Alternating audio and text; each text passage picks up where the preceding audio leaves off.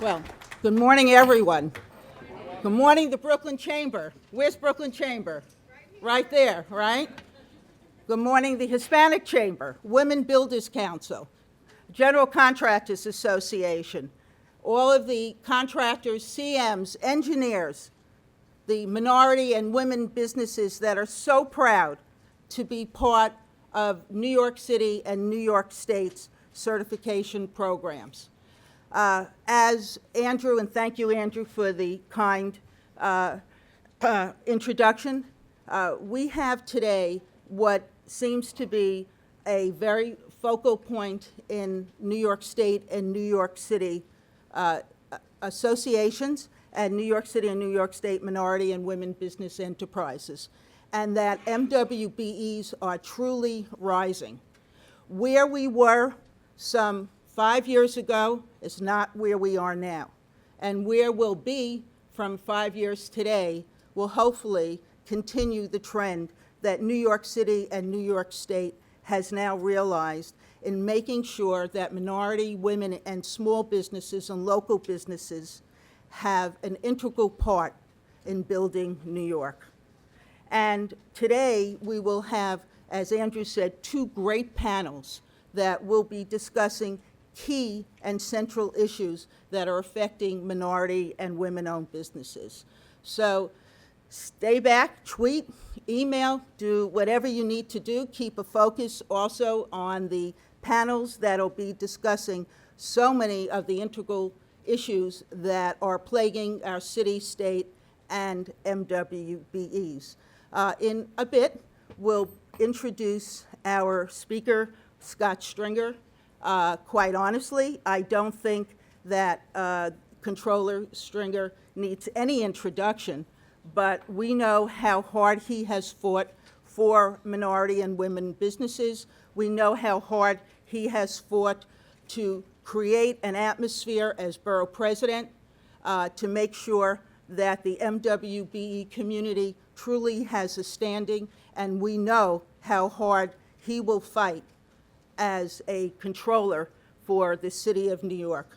I'd like to introduce the now Manhattan Borough President, Scott Stringer, and his future that lies before us.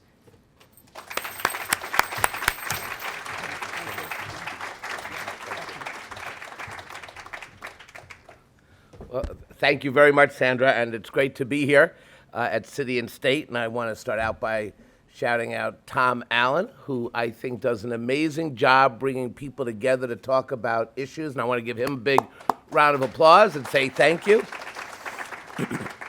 I also want to thank Jacques de Graaf, who's been a great friend and mentor and a leader on a lot of these issues, both locally and nationally, as well as Sandra Wilken. I think we should give them a round of applause as well.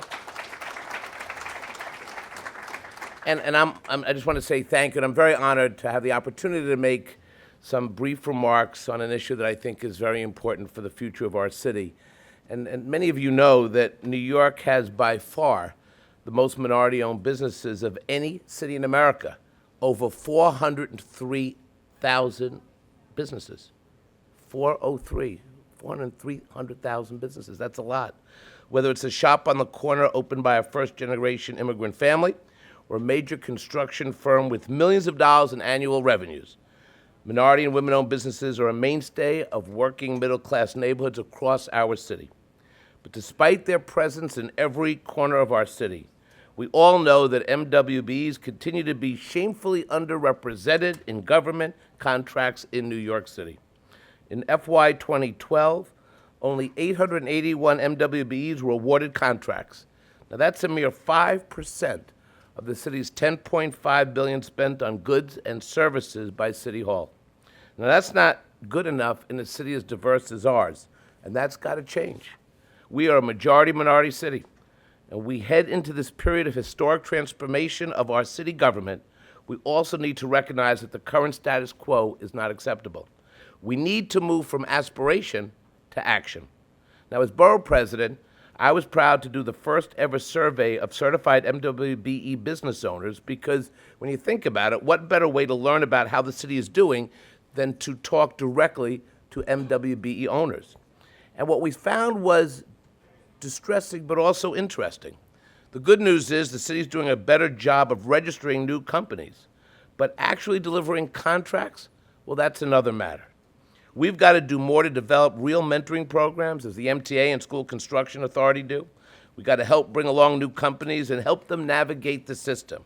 Because boosting MWBEs doesn't just grow jobs, it also increases competition and procurement, helping to drive down costs for all taxpayers.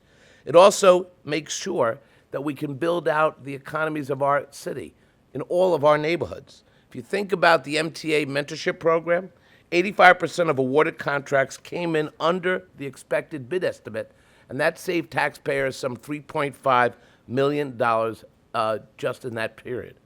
As controller, I will set a goal to double MWBE spending by city agencies within the next 3 years, from today's $520 million to $1 billion. That's a realistic goal, and we have to get there.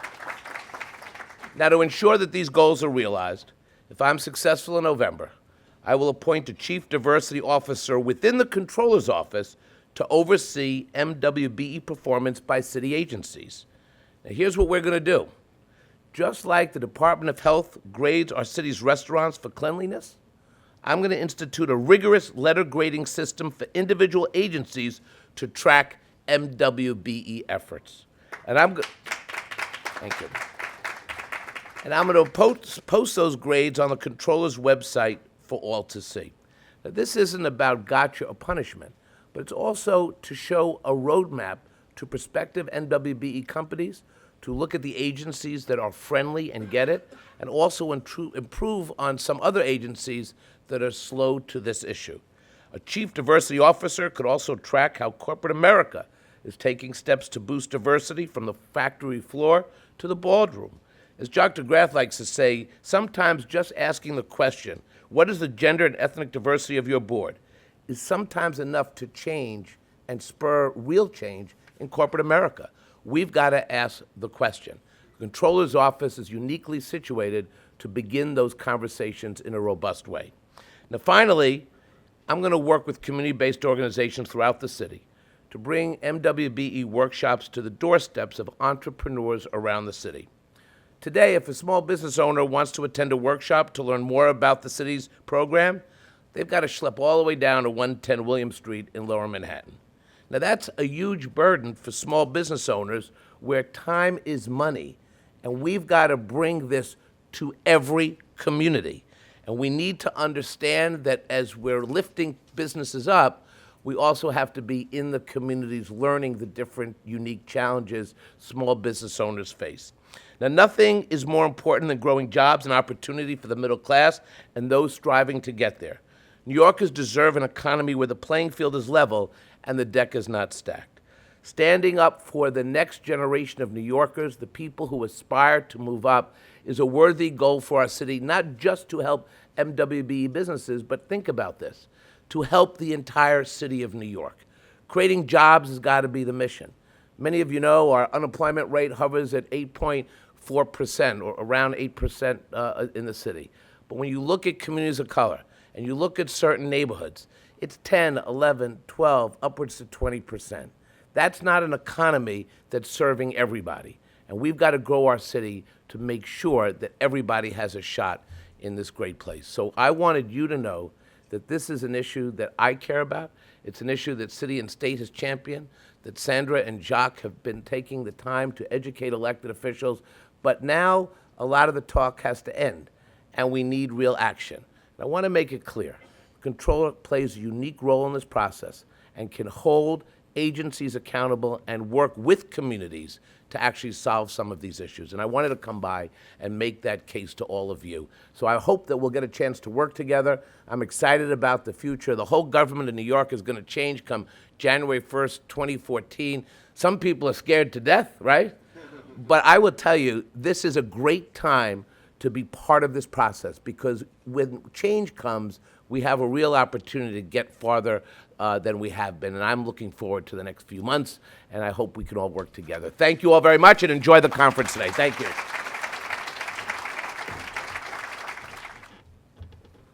I'm going to introduce right now City and State Editor Morgan Peckma to give you a little background on the conference, a little bit more about who we are, and then we're going to dive right into the program with some of the mayoral candidates and the panels that you'll find in some of the programming at your seats. So without further ado, Morgan Peckma, Editor of City and State. Thank you, Andrew, and welcome everyone. Last year, as Sandy was saying, we had a really historic conference. In the aftermath of that conference, Local Law 1 was passed by the New York City Council, which was a great step forward for MWBEs. This is an issue that everyone has been able to get around and find common ground, and so it's one that we're very hopeful to be able to move the ball down the field with in pursuing in concert with you. I mean, obviously, you are the leaders of the MWBE community, and there will not be forward motion in our government without the activism and tenaciousness of yourselves, or tenacity. So we, once again, are trying to bring together some of the decision makers who will greatly impact this discussion in the future. We are now going to, and just to talk to you a little bit about City and State for a moment, we are the only statewide magazine that exclusively covers New York City and New York State politics. We are the only publication that direct mails to every single member of the state legislature. We come to you every morning in your inbox before 7 with First Read, a daily wrap-up of the most important stories that you need to know in order to really succeed in city and state government. And now in the afternoon with Last Read and our Last Look video series. So if you are not already a subscriber to City and State, it's free. Please sign up on our website, cityandstateny.com, for our First Read, Last Read, and Last Look. And now we are very pleased to welcome Jack Hidary to the stage. He is an independent candidate for mayor, and please welcome Jack Hidary. Thank you. Good morning. How are you? Excellent. My name's Jack Hidary. I'm running for mayor of the city of New York. Great to be here with you today. Today's topic is of critical importance. The question of how do we create entrepreneurial opportunities for everyone in New York City? And specifically, how do we make sure those opportunities are translated into contracts and opportunities with the city itself? So let me just start with the first point. As you may know, just some background on myself, I'm the only entrepreneur who's running for mayor of the city of New York. I grew up in Brooklyn, born in Brownsville, grew up in Coney Island, and grew up in a family of small businesses. Small business was intrinsic to who we were. We came here as immigrants, like many of the families represented here today in New York City, and grew up from nothing. My dad has a small business, my mom has a small business, my cousins have a small business. The price of admission to dinner at my table in the kitchen was having a small business. I got the picture right away. I started my first business when I was 10 years old. And what became clear to me is that while I was really fortunate to have the opportunity to start a small business and to be in a family of small businesses, many people in New York City don't have that opportunity. And as I went around New York City, as I grew my own businesses, I then realized that as I had mentorship, as I had help starting my businesses, I wanted to turn around and mentor others. And so we asked the following question. We said, this concept of microfinance, microenterprise, the concept of helping people start businesses who have no credit history, bad credit history, who go to banks and get turned away by banks. About a third of our city, about a third of the people in our city go to banks and get turned away for even small loans of $5,000, $10,000, $15,000, even small loans. How can we overcome this challenge? Well, about 10, 15 years ago, a concept of microfinance started really growing up around the world. It goes back even before that, but really started taking hold in India, in Bangladesh, in Bolivia, in Ecuador, lots of different countries. And I knew about that and heard about that and traveled to those countries and worked on microfinance.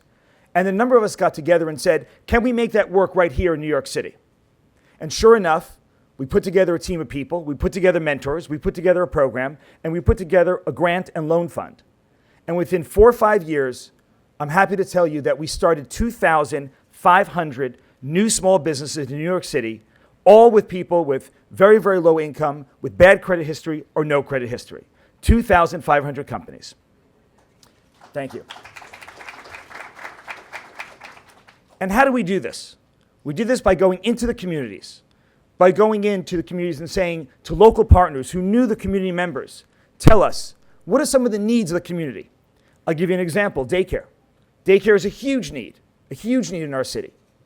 And so we found out that the city actually can certify and give you a license to start a daycare center in your own home, in an apartment, for up to 6 kids. And so we put together a training program. We trained more than 200 women to start daycare centers in their own homes. They would take care of 1 or 2 kids themselves that they had of their own, and 4 or 5 other moms would be able to drop off their kids in the building, and then they can go to work. And so it was a 2-for-1. We started more than 200 of these daycare centers, and typically they're profitable within 6 months. We started this with just $5,000 or $10,000 of a small loan, but the key, my friends, was mentorship. Mentorship is the key to moving the needle in terms of having these businesses succeed. When you look at small business in America, 60% of small businesses fail in the first year across the United States of America. But in our program, only 20% failed in the first year. And what was that huge difference? That huge difference was not just a loan, not just some of the business planning that happened right up front, but it was the mentorship. It was the ability to go in and work with the entrepreneurs. And again, let me tell you that 85% of the entrepreneurs we helped were women. 100% were on some government assistance of some kind. And so we were very successful in doing this. And as mayor, I will tell you right now that I will take this kind of program and take it around the city, opening up opportunities, unleashing the potential of New York City, unleashing the potential of the entrepreneurs around the city, in daycare centers, in food-related businesses. We started more than 500 food service businesses that would cater an affair like this, cater a baby shower, cater local business events. These could be very successful businesses within a matter of 6 to 9 months. And again, they need small amounts of money, small amounts of capital. But again, of course, they need mentorship and someone to believe in that entrepreneur. Someone, when the bank says no, we say yes. When a credit union says no, we say yes. That's what we need. And as mayor, my vision is to embed these kinds of services in our community centers. Right now, there are many parts of New York City that don't have a robust community center. As mayor, I will build out, in a public-private partnership, more than 30 new community centers. Not just for recreation, yes, recreation for families, after-school programs, health education, but also business training, mentorship, and microfinance enterprise funds, loan funds, to start new small businesses. That's absolutely critical. Now let me talk about contracting. Today, unfortunately, in the city, we've made some progress in some areas, but not in this area. Only about 3.5% of all city contracts go to minority and women-owned businesses. That is unacceptable. That is not acceptable in the greatest city in the world. We need to at least double that right away to 7-8%. We must take that as a minimum, and then we must grow from there. But how can we do that? We have to do that not just by wishing it to happen, but by making it happen. We need to go into the communities, work with the entrepreneurs, help them understand what city and open contracts there are. We must get to 10, 20%, and then beyond. We have to do this because these are opportunities for people in New York City to open up, to become entrepreneurial. I believe that anyone who wants to in New York City should be able to start their own company, lead their own company. I myself have built several companies again and again and again, and I've now mentored many, many hundreds of others directly. And I can tell you, it is the greatest feeling when you see someone who is just barely at subsistence level, barely making ends meet, have their own business, open up their own food service businesses, catering business, daycare business, clothing business, retail business. Open that up and say, I now have the ability to take care of myself and my family and give back to my community. And that's what's so amazing. Ladies and gentlemen, the number of microfinance entrepreneurs who started their own company, who came from nothing, and then turned around and give of their own time to help others start their companies, that is one of the greatest things to see in our city. We are a city of opportunity. We're a city of realizing the American dream, but too many people in our city have not been able to realize that dream. Through these kinds of tools, we can make that happen. Thank you very much. Just state your name and your organization. Alfred Placeres. I'm an immigration attorney and president of the New York State Federation of Hispanic Chambers of Commerce. it's an issue for all these small businesses when they employ undocumented people. They can't write them off, and to me, it's always been an issue. People try to avoid the immigration law, the consequences of employing someone, but then they risk, having a problem with workers' compensation or some other issue, labor law. So have you had to deal with that? Because I'm of the impression that the people are trying to avoid one problem and they create a bigger problem. Seems to me you've had to deal with that as well. Yeah, I have, yeah. Well, first let me say, my mom's from Colombia and do a lot of work in the Latino community in general. So it's a huge issue in the Latino community and in many other communities as well. The first thing, let me say that as mayor, I'll be the strongest advocate for immigration reform. We need immigration reform right now. We need it yesterday. We need to make sure we make that happen in Washington, D.C. And as mayor of the largest city, but also the city of immigrants, the city of all the immigrant families like my own, we need to make sure that happens. Not just at the federal level and the DREAM Act, but also the New York State DREAM Act. And that's very important as well. Just want to note that it's very important that we push in Albany for the New York State DREAM Act, which provides financial aid to going to college, even for undocumented college students. And so it's very important we push not only in D.C., but also in Albany. On top of that, I want to open up special new services in New York City to help businesses through these issues. First of all, let's talk about visas. It's very, very difficult for many people to get their visa to stay in the country. Many people who went and got educated here in our schools are now being kicked out right after they finish education and they no longer have their student visa. They want to get a job, they want to be employed by businesses, and they can't do so. So we need to have more dedicated people in the city government to make sure we can help these individuals stay in our city. It is not right in our city right now, in our country, that we're kicking out so many people who could be so useful. We are a city of immigrants. We're a country of immigrants. We're the ones, immigrants, who help build this entire country. When you talk about small businesses in general, there's essentially right now very little support for many small businesses in New York City.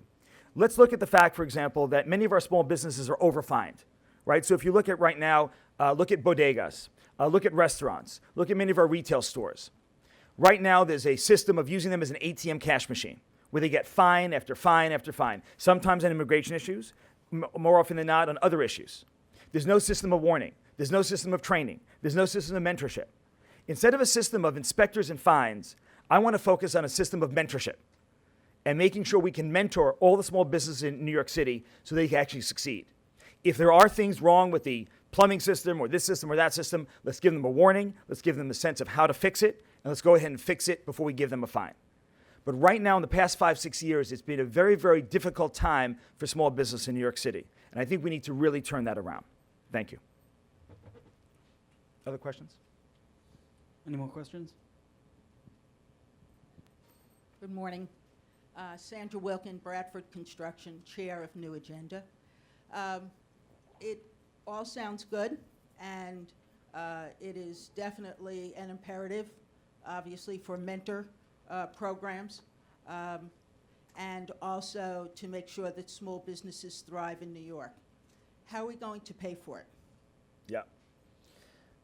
It's a good question. By the way, just on construction, I just want to say one thing, because one of the biggest portions of our budget that can go to small business is the construction. The School Construction Authority right now leads the way in terms of allocation of contracts. It's still a very small percentage, and too small a percentage, but at least there's about $100+ million of contracts going. It's a start, but it's not acceptable in terms of overall number. One of the areas that we have not done a good enough job in terms of training is to provide training programs in New York City to enhance the skill base of our tradespeople. I'll give you one example. Energy efficiency. Right now in New York City, we have more than 9,000 buildings that still burn diesel fuel, including more than 1,000 school buildings. That's not acceptable in a city of the future. And so we want to go in, we want to replace that. Those are great contracts, great potential contracts for minority and women-owned businesses to go into our buildings and replace the old diesel fuel with cleaner burning natural gas burners. But we have not provided the training to our businesses to go ahead and get certified in that kind of replacement. I'll give you a second example. Energy efficiency light fixtures. Some of the light fixtures I can see right now here are LEDs, others are not. But we have the opportunity in New York City to reduce our energy load and to replace our light fixtures with LED and other efficiency lighting. There are training programs, there are 90-day training programs available around the country for this. We have not provided enough of that in New York City. If we can provide that and do provide that, those are the kinds of things that will return many times over because we'll save money in our city buildings as well. So not only are they great contracts, they actually save money over time. 3, how we pay for some of these services. Well, first off, they pay for themselves. When you invest in the people of New York City and open up new businesses, open up microfinance businesses, these 2,000 businesses, for example, that we, just a small team of us, helped create, it comes back to the city. It comes back to the city in new jobs. It comes back to the city in new earnings that come back into the city as taxes collected. So these kinds of programs actually pay for themselves very, very easily. And these are kind of programs also that also can be piggybacked onto community services. Where there are community centers, where there are YMCAs and others, let's embed them in there. Where there are libraries, we can also use those. Let's also make sure that we build out in a public-private partnership these kinds of programs. And that's the third part of how we pay for them, which is the private sector. The private sector wants to see more of this happen. They want to make sure that there are more such businesses growing up. Many companies such as IBM and Google, for example, have put now millions of dollars into the New York City economy to invest in programs like this. One example is P-TECH. P-TECH is a partnership of CUNY, IBM, and the New York City Public Schools. It's a school in Brooklyn. In this school, you go to 4 years of high school and 2 years of associate's degree. And in these 6 years, you get 5 to 6 apprenticeships. Apprenticeships in entrepreneurship, in technology, to help you start your own company. These are the kind of programs from the private sector, IBM, Google, and others, that I want to encourage as well. So there's ample money to pay for it. The money comes back many times fold, and specifically with the School Construction Authority and other kinds of construction authorities, we need to invest in our small minority and women-owned businesses to make sure that they can get a much bigger share of these contracts. Thank you. Please.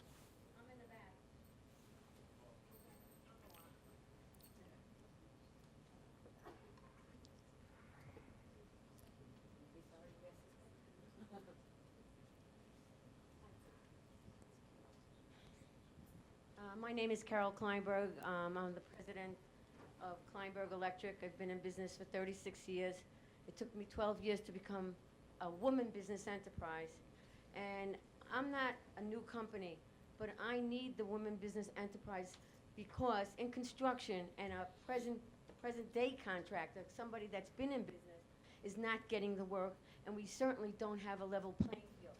So talking about all these new businesses that you're going to create, what about the ones that currently exist that have been suffering in the last 10 years because of the decline of getting funds into the public agencies? Yep. You know, as I said, new business is good, and we're going to do that as well. But for the current businesses, right now, there's not enough support to get these contracts. Getting the contracts, number one, but also opening up new opportunities. For example, as mayor, I will open up a new RFP that says, let's change the efficiency and increase the efficiency of every one of our city buildings in New York City. That is a ripe opportunity for electrical contracting companies to come in and make all those changes happen. So there's right now, in terms of these opportunities, when they're put out there, there's not enough opportunity within the RFP for minority and women-owned businesses. That's part of the problem, how they're set up.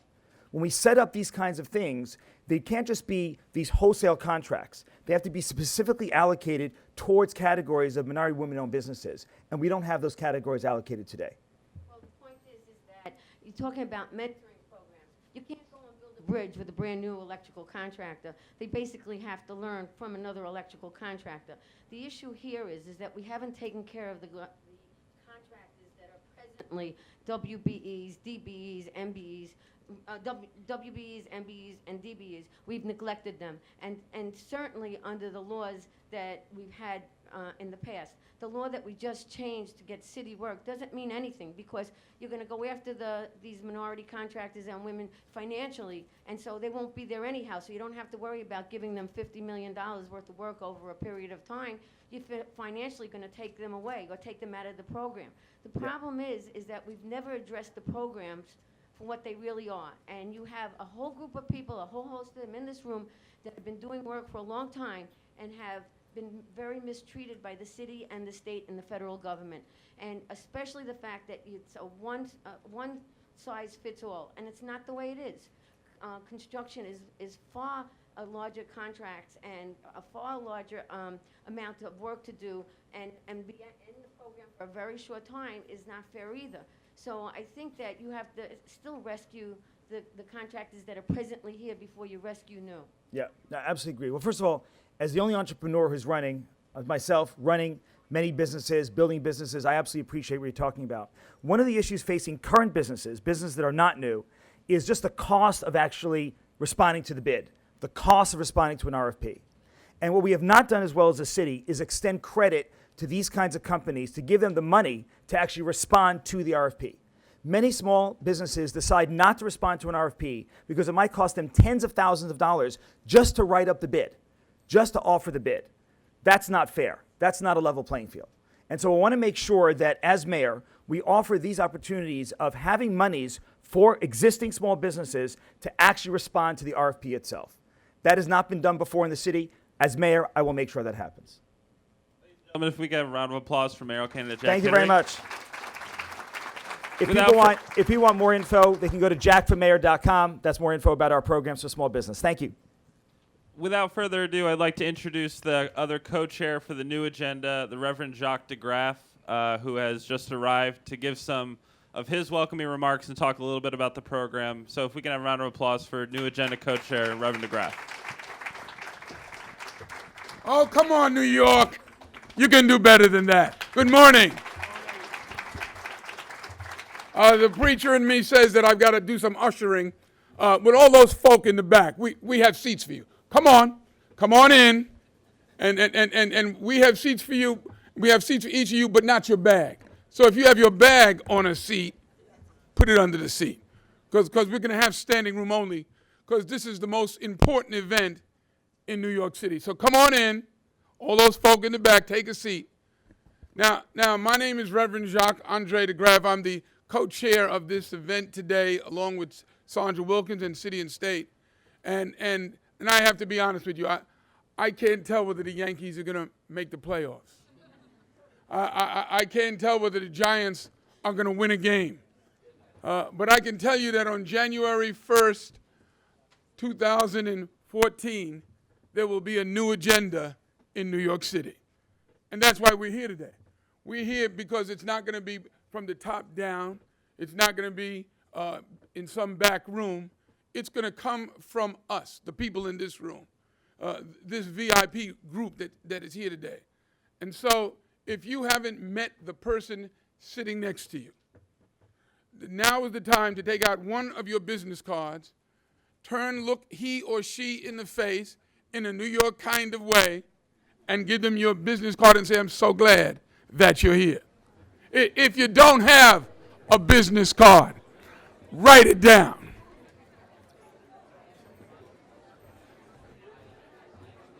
All right, thank you.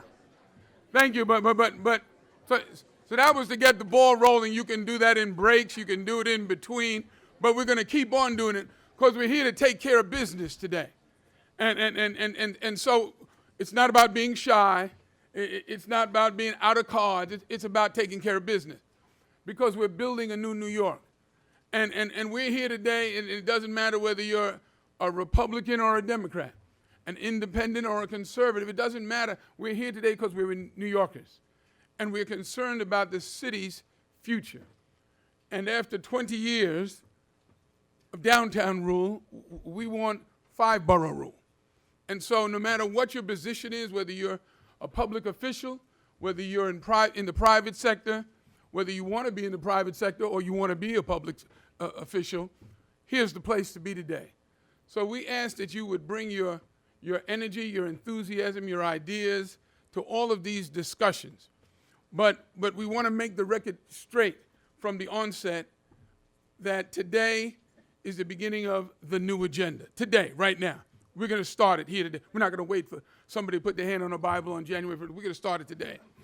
And that means that we're going to let go of some old ideas. Some people will tell you that MWBE opportunity programs are political patronage. It's kind of a favor to those people.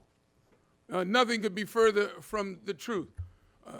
Lorraine Grillo will tell you in another moment that MWBE programs are good for business. Nielsen will tell you that MWBE programs are good for business. Columbia University will tell you that MWBE programs are good for business. Because when you get everybody in the game, prices come down, costs go down, competition goes up, jobs are created. It is not a social program. So that means if you're here and you believe it's a social program, or you're here to talk about food stamps, or bike lanes, or teenage pregnancy, or anything else other than business, you're in the wrong place. You can go someplace else and talk about those very important things. But today we're here to take care of business. Are you ready? We're ready. After the first row. Are we ready? Yes. And so as we move forward today, we want when you leave here today that you will have at least 3 business cards, 1 contract or interview opportunity. That's your mission today. That we would come together, not just for the panels, but for one another. Because we are New Yorkers, and that's the way we've always done it. We're looking forward to today. We're looking forward to some new ideas. We're looking forward to debunking some old ideas. We're here to take care of business, and we're glad that each and every one of you came today. God bless you and continued success.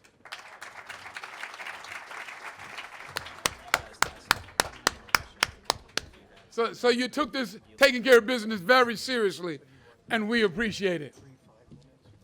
And I want to acknowledge the presence of some folk who can help those who are interested in taking care of business. I see the Vice President of Construction at the School Construction Authority, George Toma. Would you just wave your hand, somebody? I see the distinguished attorney up from D.C. in real estate development, Ms. Diane Branch. Would you wave to folk? And now, for the first time in public, don't tell the governor I did this. Can it be just between us? Well, they're making a big announcement in Albany next week, but she's here right now, and I can't resist. So could we just keep this between us? The new Chief Diversity Officer for the state of New York, the woman who makes a difference, her name is Mecca Santana. If you want to know how to get it done in New York State, she's the woman who knocks down walls and flies over buildings, Mecca Santana.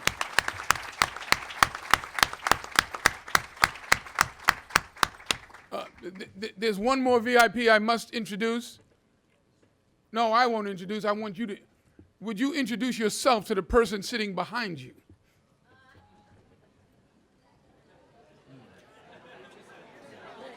Keep it moving. I know. We all know. Everybody know each other. Keep guessing. No, that's right. So I'm going to introduce just really briefly everybody. I'm going to say, read more to review And now, Wanda Graham, we're ready to go now. We're ready to go. I'm sure you got that VIP's card that's sitting behind you or next to you. I'm sure you took care of that already. Told them about a bid opportunity, told them about an interview opportunity or something new, or just your position on the position. And we're now going to getting down to the substance, to some substance where you get to be involved.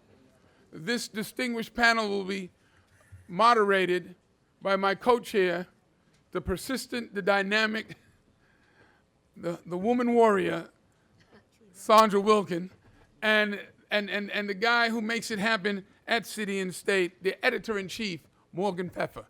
So without further ado, it's an idea time. Pay close attention. Ready, set, go. All right, so I'm just going to briefly introduce our panelists. For more information about their bios, please refer to the lovely brochure we put together. Going from my left, of course, is Sandra Wilkin, the co-chair of this event, and the co-founder and chair emeritus of the Women's Builders Council and the president of the Bradford Construction Company. Next to her is Laverna Fountain. She is the co-chair of the mayor's MWBE advisory panel and the Vice President of Construction, Business Services, and Communications at Columbia University.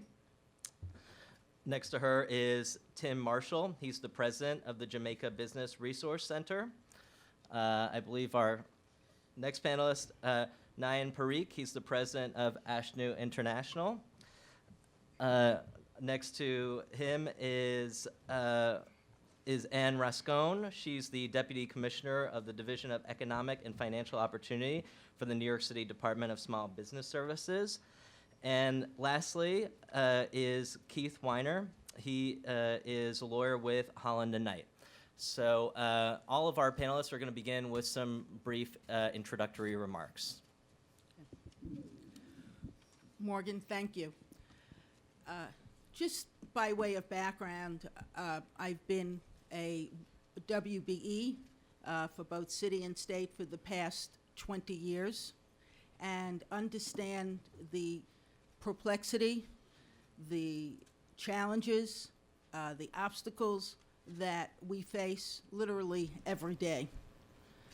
I also found that by changing the legislation, changing the culture, and changing the focus to what we need in city government and state government has really, really made a difference. Leadership counts. We have a great leadership under Governor Cuomo, Mayor Bloomberg, and the future mayor all understand and are very, very clear that minority and women-owned businesses in New York definitely have a significant role, especially in the economy. One of the issues today that we'll be discussing is disparity studies, local law 1, and budgets for both city or state. And I think that the panel that we have here is tremendous talent, tremendous experts, and very seasoned in those areas. So I will leave it to my participant and panelists and terrific gal, Laverna, to continue the conversation. Thank you. So one of the things Columbia is a private institution. And so someone might wonder why this private institution would be sitting at this table when we're talking about city-state. Well, the private-public partnership is critical. And it's not just that we want to have a 5% goal or a 10% goal.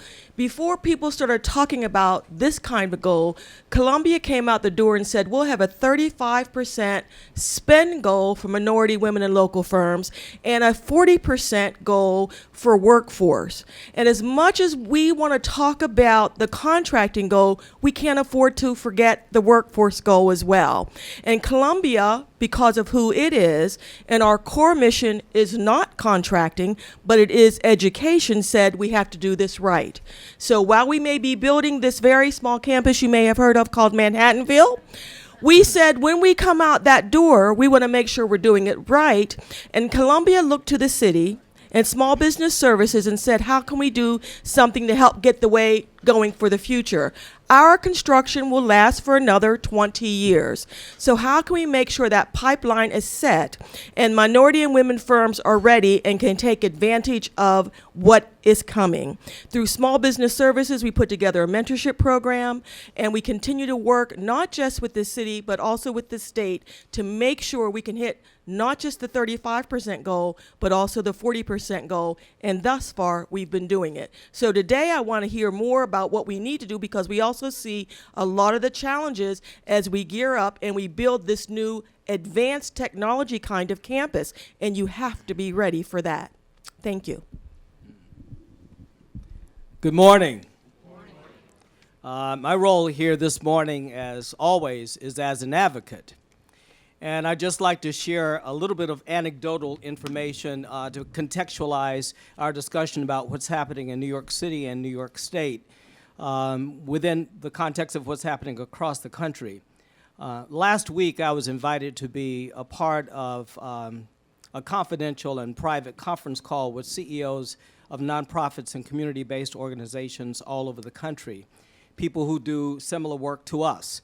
on the front lines of working with small minority and women-owned businesses.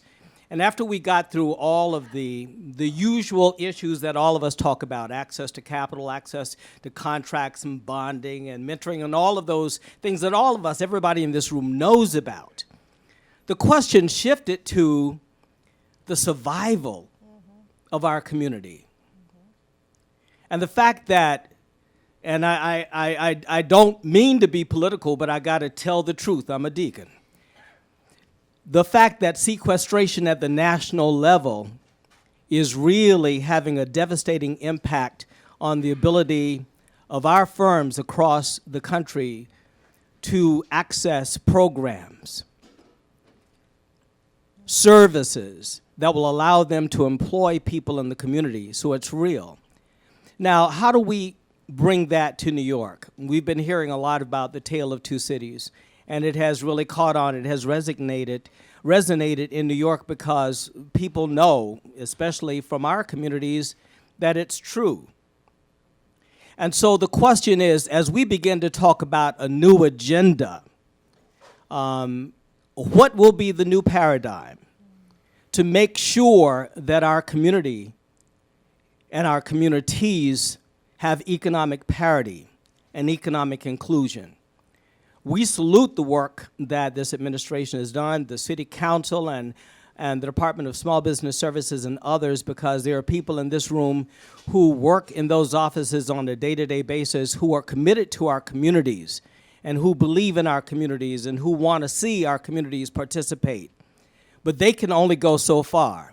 It is our responsibility to hold the next administration accountable to make sure that we don't just get lip service, but that we get real participation. Now, over the past 20 years, those of us who are advocates have been saying that we needed to see MWBE participation codified through legislation. So we're pleased that Local Law 1 has passed and the $1 million cap has been removed. And with all the good that that represents, it gives us a potential access to $2.2 billion out of over $16 billion in formal purchasing of goods and services. And there's a network of informal business that's done in New York that we don't have any access to. So we believe that it's critical that we hold the next administration accountable through codification and through this community being organized and vocal in making sure that we don't continue the Tale of Two Cities. So thank you very much.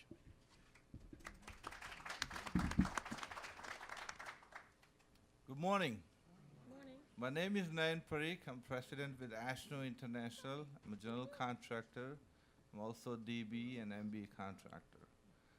Most of the challenges that Sandra and Laverna and Tim Marshall said, I went through that. And I also represent the Society of Indo-American Engineers and Architects.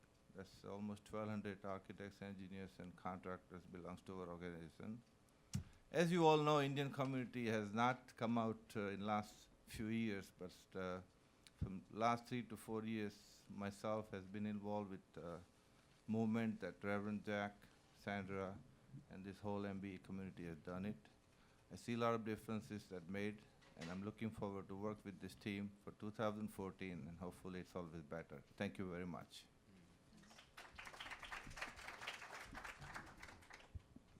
Good morning. Can you hear me in the back? Good morning. There it is. Hi, I'm Ann Rascone, and I play many roles. I'm an advocate. I'm a public servant, but today I'm going to be more of your car mechanic, meaning that I'm the person that you want to take your car and I'm going to pop open the hood, show you what's underneath the hood, how it all fits together, and if it's not working, try to give you some ideas of why it's not working. There are a number of contractors here, and let me step back a little bit. I help oversee the citywide MWBE program, and I see so many faces here. Over 3,800 companies we've certified in the last 7 years under Local Law 129, and even more so under the new law. If there are 5 things, again, as the mechanic talking to different business owners here, Daimler Corporation, Tony Vissa's still in the room. Right over here, a number of Local 3 electrical contractors are here. I see James Dew right here. And I would say if there's 5 things you need to know about the new local law and the next steps the new administration will be taking will be to continue to create more opportunities through this new law. The lifting of the $1 million cap increases the number of contracts covered. We're going from $400 million worth of contracts to over $2.2 billion in contract value. We have new goals across different industries and different gender goals and different ethnicity goals. And Mr. Weiner will talk a little bit more about the disparity studies and how that plays out on the city side. And I think on the state side, there's some major differences, as the Reverend pointed out earlier today. What you need to know in terms of goals, again, they're very different, but for the women-owned construction companies in the room, and there are many of them, I see a few back there as well. We went from, I believe the city went from 0 to about 17% for women in construction, and that means more opportunities at the prime level and at the subcontracting level. The second thing that business owners need to know moving forward are that there are much more stringent certification standards. We work with so many stakeholders in many industries. IT, construction are the primary ones that come to mind. We were asked to collect more information from firms through the certification process, and we will do so. So I'm looking over at James Dew. Moving forward, we will collect information on your bonding capacity, whether you're unionized or not, what the value of your last 3 jobs are, and importantly, what was the percentage of work that you performed versus subbed out. And that's really important for the prime contractors and the agency buyers who want to determine whether you perform a commercially useful function. We will also have a much more robust online directory. There'll be an online portal that allows you, James, to update your profile at your convenience. And the 5th thing that I want you to walk away with is we'll continue to offer a pretty robust menu of capacity building services. 2 years ago, we, at the city level, launched a suite of services called Compete to Win. It includes an upfront capital loan program, bonding readiness program that Mr. Marshall here is very familiar with, and mentorship and a number of other services. And we hope that the new administration will not only move that forward, but expand the menu of offerings for small business owners here. And I think that's a pretty good summary. I think that after we're done here, we'll probably open it up to Q&A, and I think I can maybe address some of the more specific questions or nuances about the law, if that's what folks would like.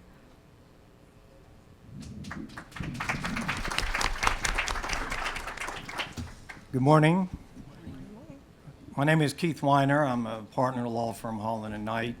I'm the leader of the firm in the government contracts and procurement and government representation, and have focused almost 30 years of practice in the area of disparity studies and minority and women business enterprise and federal DBE programs from all aspects of developing them, implementing them, and of course doing studies that are utilized in connection with development of these programs and implementation of them. So although I'm kind of last here to speak and have the most, I think, enjoyable topic of talking about the legal aspects of it, they're very important because that, in the area of these types of programs, as you all probably know, there are stringent legal requirements in order for a governmental entity especially, to adopt or develop these types of programs. And they have substantial limitations on them imposed by the law. So what is a disparity study? Disparity study is utilized to examine the availability of minority and women-owned businesses in a given specific marketplace. As was indicated, it's different for a state, different for a locality, different for different cities, different for the federal government. So you're analyzing availability of qualified, ready, willing, and able minority businesses and women-owned businesses in a marketplace, and you're comparing that to their utilization in dollars, what dollars they're receiving. We've already heard many of the speakers this morning talk about the dollars going through contracts to minority businesses and women-owned businesses.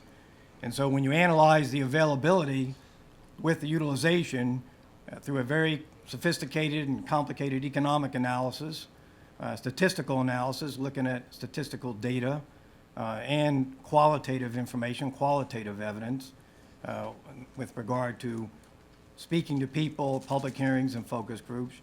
You take all that evidence and you determine whether there are or not disparities in the utilization of minority and women-owned businesses by that government for their specific type of contracting in a given marketplace. So that really, in short, is what a disparity study looks at. It's very complicated. It takes a considerable amount of time and expense to analyze it because you need to have the evidentiary or factual predicate in order to develop the program, like the New York City law has been mentioning, and also the state law that currently exists in the state of New York. One of the other aspects of a disparity study I think is important also is you analyze the private sector marketplace, because governmental entities are not just permitted legally in terms of developing their own program by looking at their own contracting. But what many people don't realize is when you do a study, you analyze the private sector marketplace and what's happening in the private sector, which can be a substantial, larger or amount of dollars available to minority and women-owned businesses to participate in. So the government is permitted to take action to address any discrimination that's established in the private sector marketplace or any disparities in the utilization of MWBEs in the private sector, under the auspices of not being a passive participant, taking tax dollars from the citizens and financing any types of disparities or discrimination in the market by the contractors that the city utilizes. So the courts permit governments to analyze that information as well and determine how to develop a program to address those remedies in addition to their own individual contracting. So the market is, of course, expanded substantially when you include private sector disparities in connection with developing a program. I'm going to point one other thing out, and that is in terms of the reasons for doing a disparity study that are important.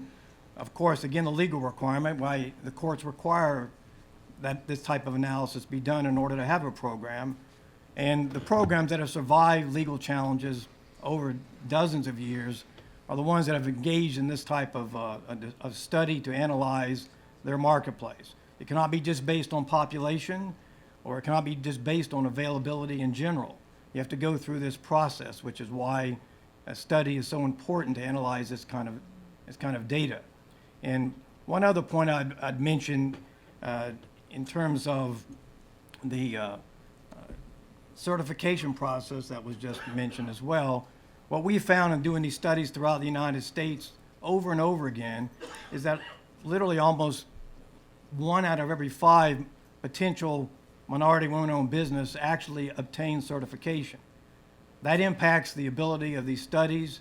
It impacts the ability of local governments, state governments, and the federal government to have these programs, because you have to analyze who's certified and who's eligible to receive when you're analyzing the data. So important with regard to the stringent nature of the certifications and the requirements that are involved in that, and we see trends now in terms of net worth or gross revenue limitations in terms of who's eligible, is obtaining certification and getting certified so that you're eligible for inclusion in these programs. Thank you.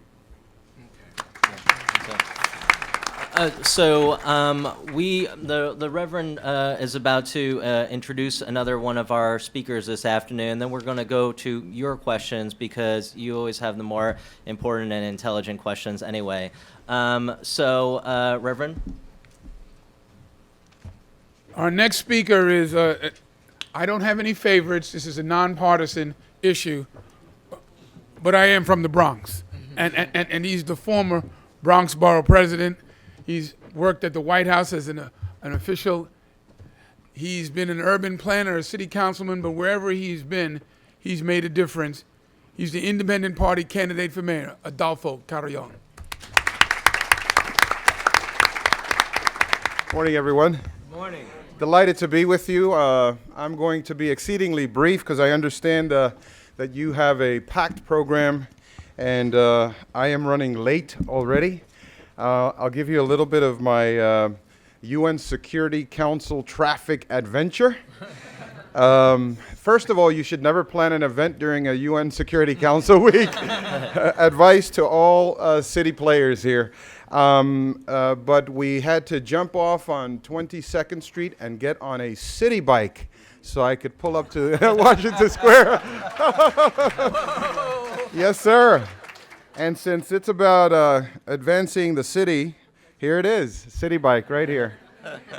I think Jacques de Graaf is a great voice for this cause of MWBE participation in one of the largest and more robust economies on the globe. And I want to thank him for advancing that cause and being tireless and apologetic about it. Thank you, Jacques, you're terrific. To the panel, thanks for the opportunity to interrupt, and to all of you for allowing me an opportunity to just say a few words. I think you know my brand of public service and my brand of politics. I was borough president of the Bronx, and I was a member of the city council, and when I ran for office, I was unapologetic about one message: the best social program is a job. We need to grow the economy. I've always been a pro-growth guy, an uncomfortable Democrat, unwilling to go all the way to the other side and be a Republican, even though we played footsies with a fusion ticket idea that was advanced by my friends on the other side. But I'm running as an independent for mayor of New York City because I believe that this city must continue to be a city rich with opportunity for folks who come from all over the world and all over the country, because it is a city of commerce. Because it is a city of commerce, that's why people keep coming here. The old port city, where it was birthed in New York Bay, to where we are today across 5 boroughs, it is still and ought to be and must be a city of commerce, of business, of growth, of opportunity, of wealth creation. And that's what we ought to be about. That should drive our education agenda and our education system. It should drive all of our public policy. It should drive our housing agenda. We should make sure that the city is affordable, that it has a generous offering of housing for all New Yorkers. We know that we live in this housing state of housing emergency at present. A 2% vacancy rate. It won't allow the middle class to grow. It won't allow small business people to grow into the middle class, into the upper middle class, and remain here and be part of a strong tax base. We also know that a large share of the small business community and medium-sized business community is minority and women-owned. You'll hear a lot of stats today. I'm sure you're going to hear from a lot of experts. There's a couple of things that I know. I know that we identified that the system was broken and couldn't work and wouldn't work for minority enterprises, and so we passed a local law 129 in 2005. We started on a path toward fixing that. We then put it on steroids with local law 911, still trying to ensure that the city offered opportunity to minority and women-owned enterprises. And we've made some advances, raising the cap and doing a number of other rule changes and programs. But let me suggest something to you. We still are underperforming. We still are not providing the kind of opportunity, open government, transparency, ease of process, ease of entry, ease for capital, user-friendly bureaucracy that allows for minority businesses to participate in what is one of the largest economies on the globe. We have a $70 billion budget. We have a $1.3 trillion economic footprint that is global in nature. And still, I was looking at the stats. It's insidious. And look, I have a business called Metro Futures. So if this politics thing doesn't work out, I'm still going to be in business. Metro Futures LLC, check it out. But my mission in that business is to advance minority business growth, to grow the business footprint with government, with the private sector here in New York City. I represent one very exciting firm that I'm excited about representing. It's called the CSA Group. It's the largest Hispanic-owned architecture and engineering firm in the United States. It's got 500 professionals. It's got a headquarters in San Juan. It's got offices in Miami, Orlando, 40 people in New York, other cities, Philly, DC, Cincinnati. We're opening up in Chicago, just trying to grow the footprint of this business. And I have to tell you, as a business person, trying to knock down the doors of bureaucracies and procurement officers and the culture that exists, almost a culture of gotcha and resistance against minority and women-owned businesses. And where is it most clear? Because, you know, we could all talk and complain and say, you know, this just somehow is not working. But it's in the numbers, my friends. It's in the numbers. From January 2013 to September 2013, New York City spent, I don't know if anybody said this before today or earlier today, $44.5 billion. And that's in money that we put out spending for goods and services that we need as a city. $44.5 billion. The minority and women-owned enterprises' share of that $44.5 billion was less than 4%. And a good lion's share went of that little thin slice. 96% went to majority firms. Nearly 4% went to minority and women-owned businesses. So we could pass laws. We could pass, and we've done it, we've put it on steroids, that local law 129. But until we change the culture, until the city leader, and this is why I'm running for mayor as an independent, because of the gridlock that we've experienced, whether it's promoting small business, whether it's keeping taxes low, whether it's pushing back on regulation and predatory enforcement, that if you run a small business in the city, you know you are the city's ATM. If you're in the middle class, you know you are the city's ATM. That has to stop. And that is politically unpopular because people are always trying to get reelected, you know, so it's very difficult for people to truth speak. My friends, if we're going to continue on this trajectory, and I think we've turned a corner and we've started to do things right, you got to give Mike credit, Mike Bloomberg, for all the complaining. You know, the laws that were passed with the advocacy of Jacques DeGraff and so many others, Liz Velas and the group that they've put around this issue, and Sandra and her work, and so many others that I know of, and we've worked side by side. We work side by side on the Yankee Stadium redevelopment and building a whole new neighborhood. We can do this, but the city leader has to be obligated to a culture change. And so what we need to do is ensure that those procurement officers, we got to get to the procurement officers. Because I will tell you this, you know, you get past the commissioner, you get past the nice talk of the politician, you get the introduction, you get in the room, they say nice things, what a beautiful firm you have, look, your balance sheets are beautiful, you know, you got cash on hand, this is great, you are bankable, you might even be bondable. But then you hit the procurement culture that says, we have our usual suspects that we use for work. How many people here have a prime contract with the city of New York? You're a prime contractor on a construction project or something else. 1, 2, 3, maybe 4, out of a group of how many, 100 people? Something is broken. I want to be your mayor. Thank you very much.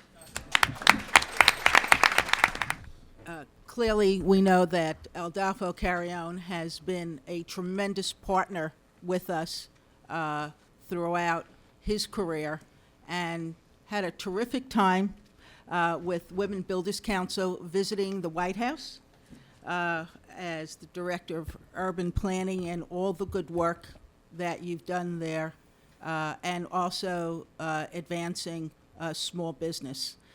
We'd like to have questions from the audience, but I know there may be one or two panelists here that would like to ask you a question. Certainly.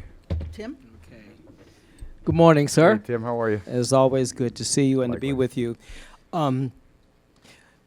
one of the issues that various leaders from the minority business community have been discussing relative to changing the culture and the paradigm is, in addition to codifying MWBE participation through legislation, building in systems of accountability, both reinforcement for good practices within the system and other measures for lack of good participation on the part of agencies who have the responsibility of including minorities.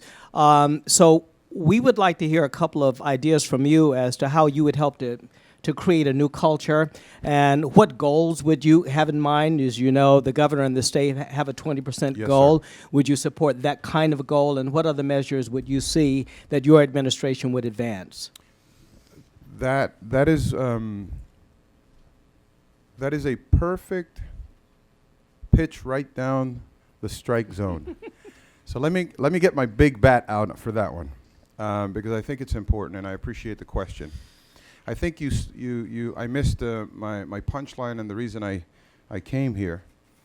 But I think the one message that is probably most powerful that we can send from City Hall is to establish a chief diversity officer at City Hall that is part of the mayor's cabinet and that reports directly to the mayor.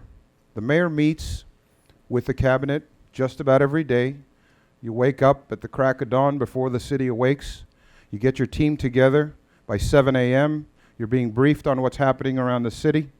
By 8 o'clock, you already know about business activity in the minority community and the women-owned businesses. You need to be front and center, part of the agenda, part of the priority. I applaud Governor Cuomo for setting an ambitious, what we thought was an ambitious goal. I think by measure of the Empire State, its size and demographics, it was ambitious. For New York City, a 20% participation is not ambitious. We need to go up. Do you remember, those of you who've been paying attention for several decades about the engagement of minority businesses in helping cities grow, and smart mayors who looked forward and said, we're going to change the culture and the dynamic in the city. We're going to create wealth in communities of color. And I will tell you this, I am unapologetic about wealth creation. It is time, there is this sort of subtext of you're supposed to feel a little weird if you're climbing the ladder and becoming rich. Well, heck, throw that out.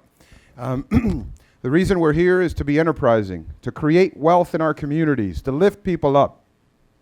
So the mayor of Atlanta, back when they were doing the airport expansion, said, we're going to do 50%. 50% of the contractors, prime, will be building the airport of Atlanta. I just had a wonderful couple of years working with Michael Nutter in Philadelphia. One of my clients got a contract there to design some of the terminals.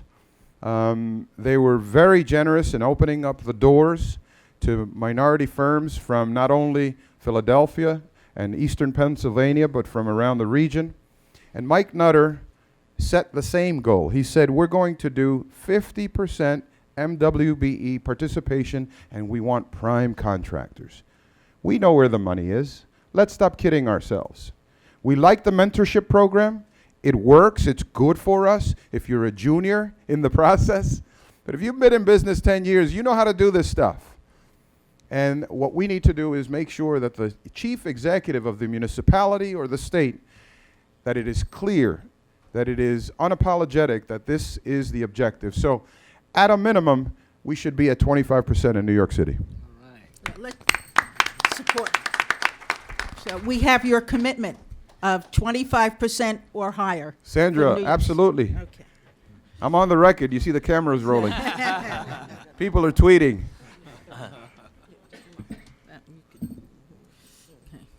We hear 35 or 40 from It's Columbia. an auction, huh? Columbia's got the 35, so I want you to come up there with you. See, Columbia's got the 35. Okay.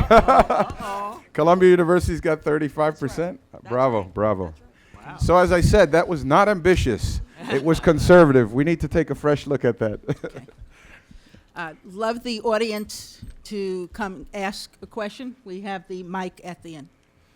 One question? Yes, ma'am. Could you come up?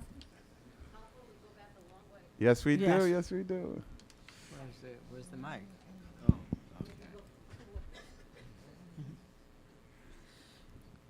Can you please explain why you feel being a prime is more important than being a sub on a job? Well, you know, I probably the best answers will come from this audience.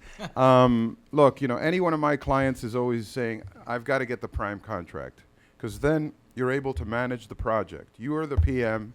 You are the person managing the purse of the project. You dole out the subs. It gives you an opportunity also to offer opportunity to the other MWBEs that are in the food chain. So, you know, it's like having the keys to the bank at that point. And I think it allows you to build your resume of credibility. Every company wants to graduate to be prime, and that's not to say that there's nothing wrong with being a subcontractor, for God's sake, if you're making money, because at the end of the day, it's about the bottom line. But I think there is a legacy with being the prime contractor on a project that is good for women and minorities as we shift this culture. I just need to correct something. Absolutely, I'm always Being open. a prime doesn't make a contractor any better or worse than a sub. And Hear, hear. and the reason being is somebody going out there for the first, second, or even 36 years like my company, we as a sub, we do the same. We run our own work. We're a local 3 contractor, and Gotcha. we basically commandeer a job. Okay, and I think that for this audience, that how difficult bonding is, you're better off working as a sub than a prime, so that let the general contractor go after the big bonds, and you get just what your job requires. You know, I guess, you know, at the end of the day, it depends what your business model and your business strategy is. Often what I hear from my clients is, look, you know, here we are. We've been in the business 20 years. We've been in the business 15 years. Everybody knows us. We have a strong reputation. And in the case of an A&E firm, you know, the so-called big 5, big 6, big 7 get the jobs, and then we get the dregs. So that's the paradigm that's been sort of presented to me as a consultant.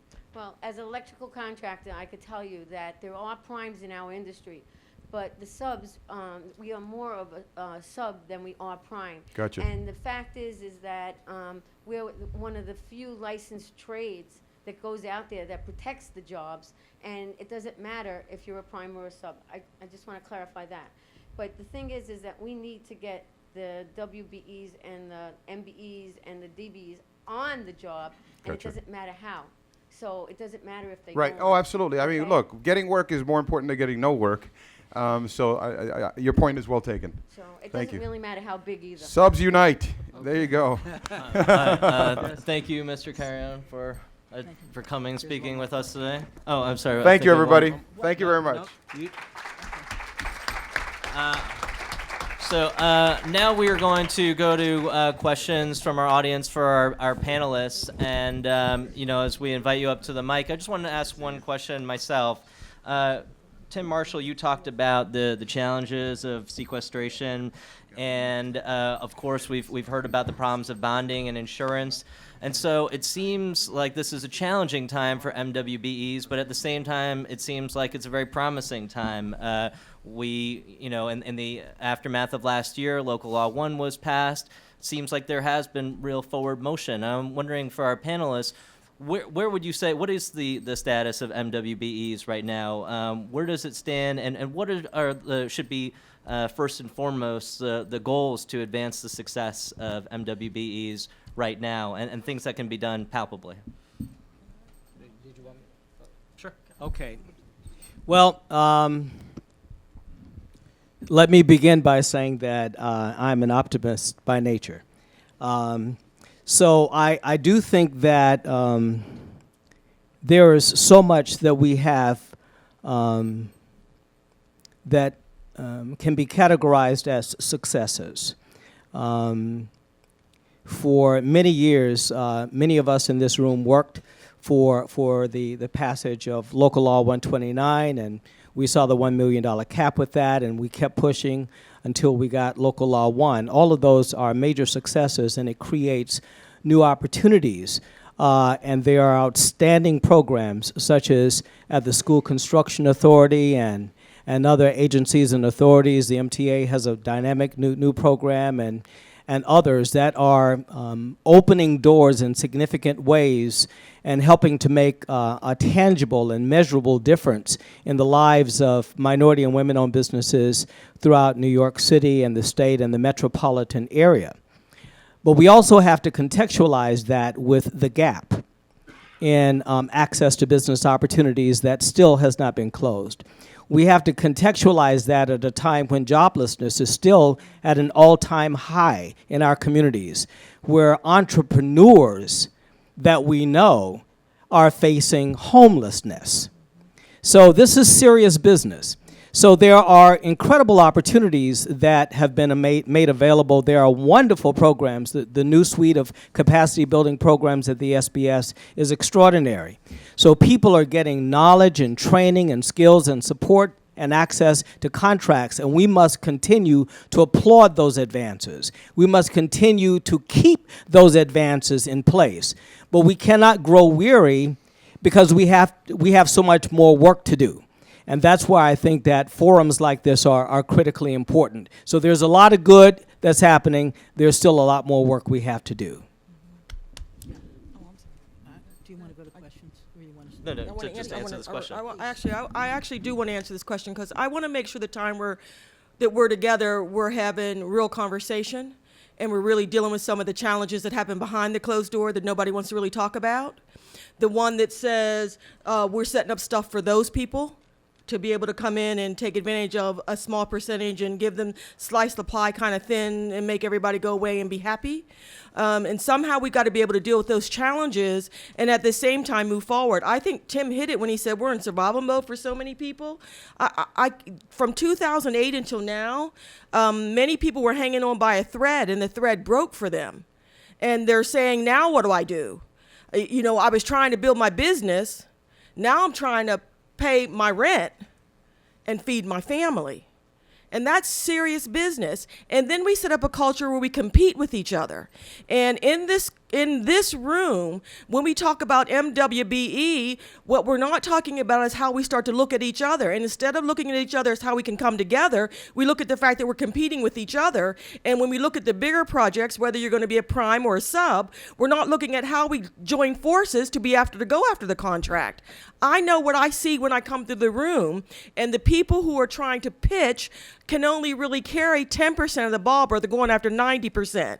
And yet, had they linked forces, they could have came through that door and put together a strong package that would allow them to win. I think as we think about the kinds of technical assistance that can be provided to people, one of the ways to do that is to teach people, and I think this happens in Compete to Win, we have to teach people how to come together and work together. We have to figure out how to have the real conversations, allow people to recognize that we're not doing something special for those people. We are working together for the betterment of New York. And by working together, we can build this city to something that it has never seen before with a minority population. We can walk through this thing in a way that people never envisioned. And I think the new agenda lets us get there. If we're willing to do the hard work, roll up our sleeves, get out of our box, and say we're going to do this thing completely different, get rid of those old rules, and move forward in a way that builds a future. Laverna, just as a follow-up to that, Laverna, as the co-chair of the mayor's MWBE advisory panel, I mean, obviously the mayor is out the door. I mean, what is the number one priority that's going to be left undone by this mayor in terms of MWBEs? I think the mayor set an agenda. What's going to be undone if we allow it to be, and only if we allow it to be, is solidifying that so it can't go backwards. What it should be doing is going forward, and I can tell you that we have some meetings coming up where we're working on that very thing. But we can't do it in a vacuum. We cannot. Yeah, I'm glad the floor is there. That's really nice.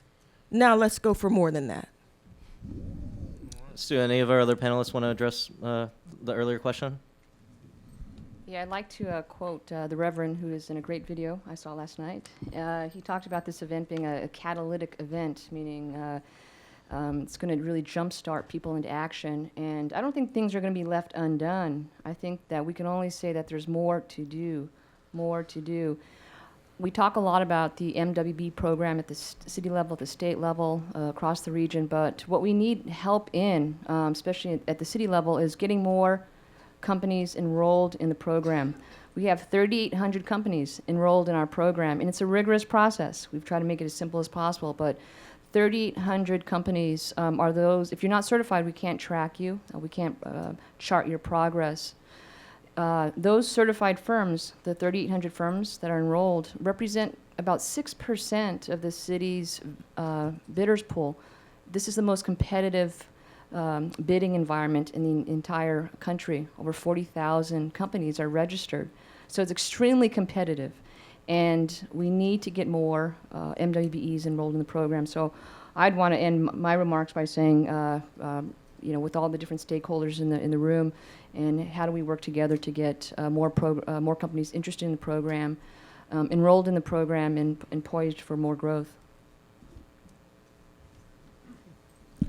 Yes, any questions from the audience for our panel? Yes, here, please. I believe there's a microphone over here.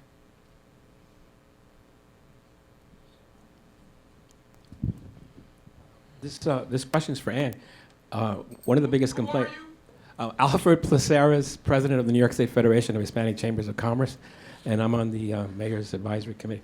One of the two complaints that we've known, and I know you addressed this, but I wanted you. The first one was for the new MWBEs. How do they break it? How do they get contracts?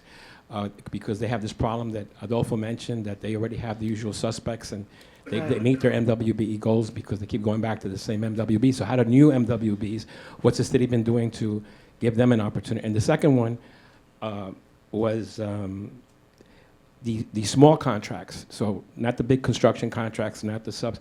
People who are not in the construction business, they have services. A lot of those contracts are under the threshold of the contracts that get published. So what have we been doing to make sure that they find out that those opportunities are even available since they're not being published? Right. Those are two good questions. We get that a lot.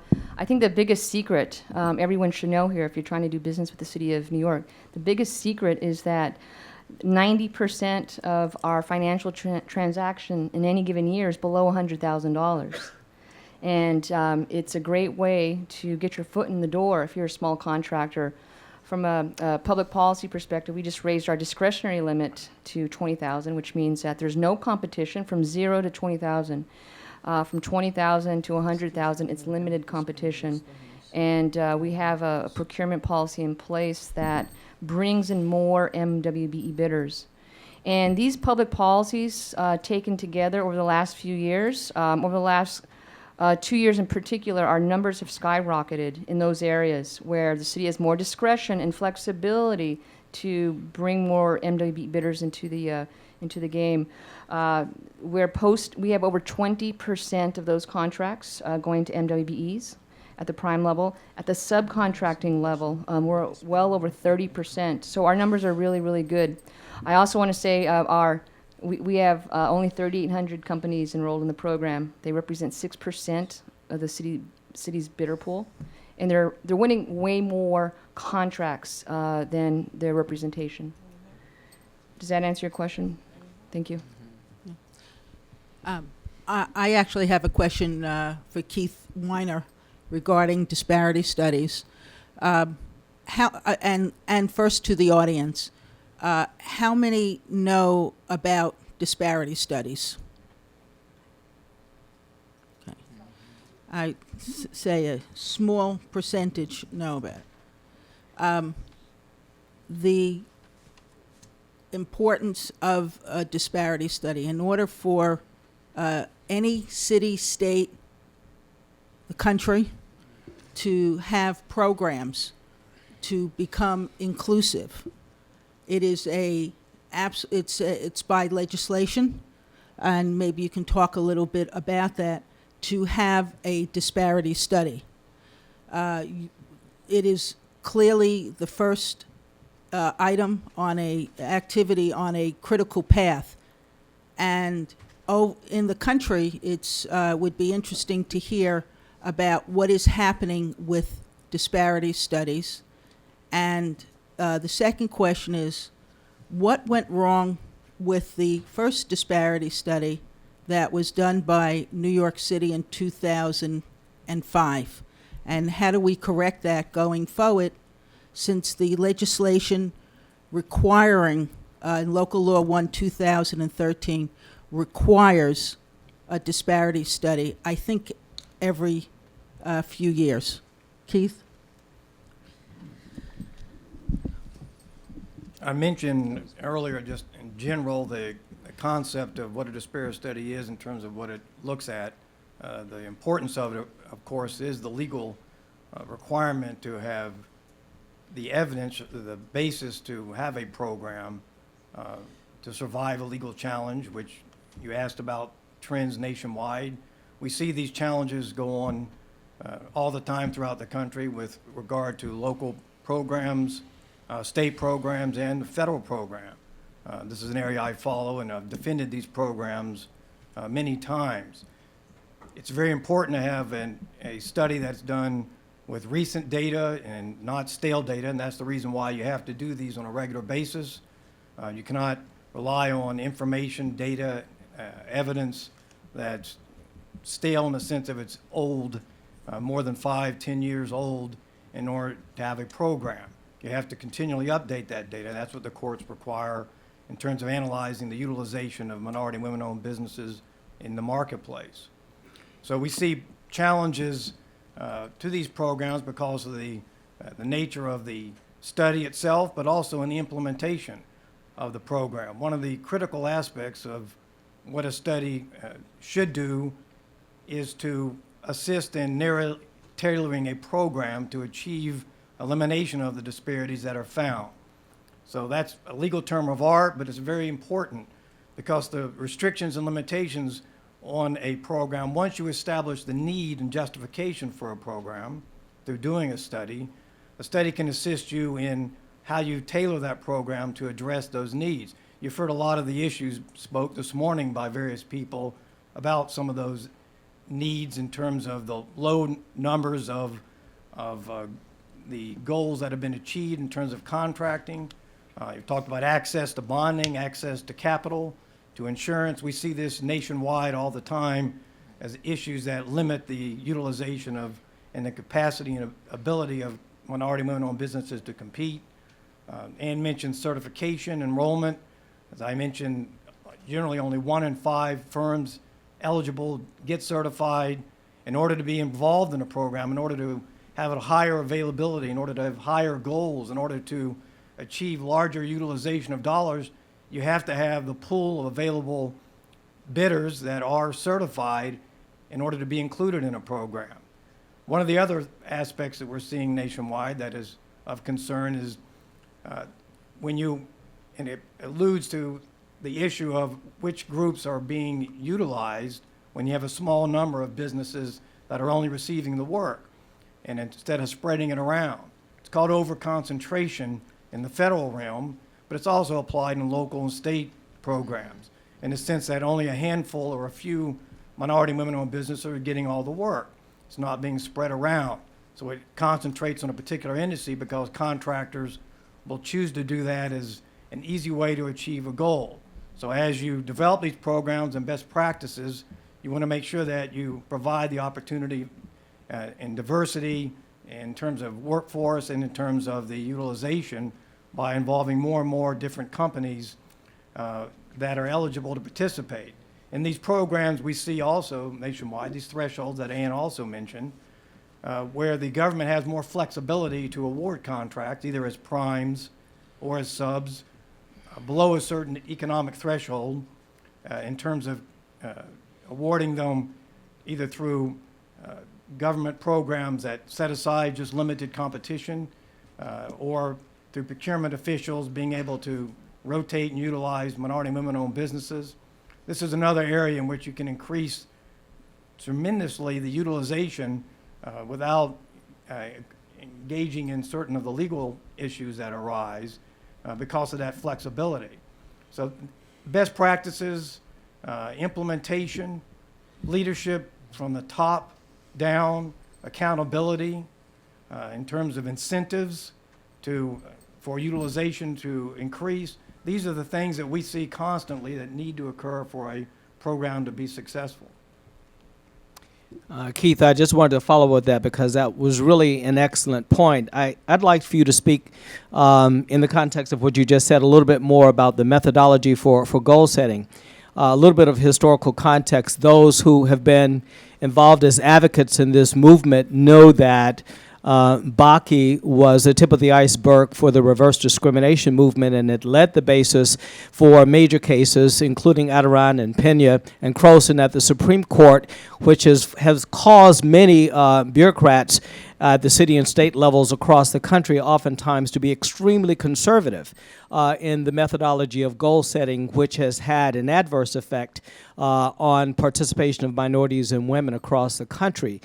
Some have not. Some have been exemplary programs, but there's been a trend towards conservatism. Can you speak a little bit about the methodology for goal setting to follow up with the point that you were just talking about? The methodology generally utilized that's been approved in the legal circles and in the legal authorities and cases relates to looking at several factors. For example, you look at the particular contract that is being procured either through an RFP or an invitation to bid. You identify or should identify the certified minority and women-owned businesses that are capable of doing the work for that particular type of contract based on their location as well as based on their capacity and their availability to do the work. On the federal level, and now we see it more and more on state and local levels, they actually drill down to the NAIC codes or SIC codes, which are industrial classification codes that many of you probably are familiar with, which when you get certified, you list those areas in which you have expertise, and those areas translate into these industrial classification codes that when a government is determining a goal on a particular project, it should look at those to deem who is available in terms of what percentage dollars are allocated for minority and women participation on each and every contract. So those are some of the key factors. You also, of course, need to examine in terms of the scope of the project and the dollars involved, the duration of the project, whether there is issues as to financing or capital or bonding that may be required, and how that can be utilized. You look at unbundling contracts or segmenting them. So if you have a large contract in goods and services or in construction, a lot of jurisdictions are now unbundling those, segmenting those so that they're broken down, still able to achieve the cost competitive aspect of it that a government wants to, of course, do in terms of their budget, but at the same time gives more opportunity to smaller businesses to compete when you have those contracts segmented out. So those are some of the criteria. Conservative, aggressive makes a difference. You can be very aggressive about, you heard the speaker earlier in terms of, for example, the Atlanta market and the Atlanta airport, or in Philadelphia, as was mentioned. If you set a goal of that high, then typically contractors will achieve it if they want to do business with you. That's all the time we have for questions for this panel. I would urge you to take up, to approach our panelists after to ask your individual questions. And very shortly, in the next 2 minutes, we're going to turn over to the next panel. Thank you. I'll call you maybe for and then, okay.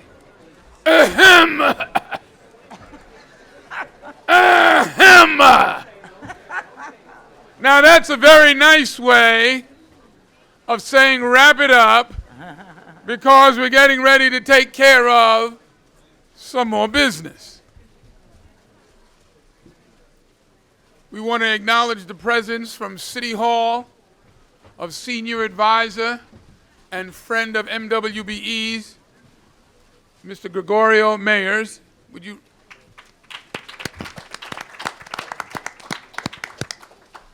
I'm going to be as candid as I know how. There are some people who are looking for contracts.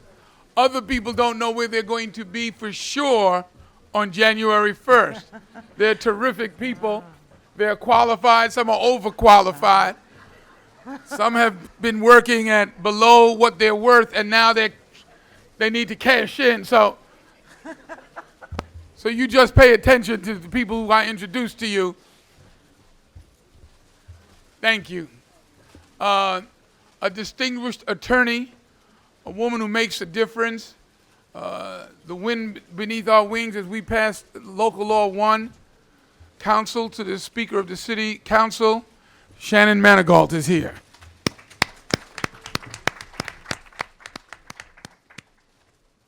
As people take their brown bags to their seat, go through our extensive menu, we were up all night packing, and we want to get busy.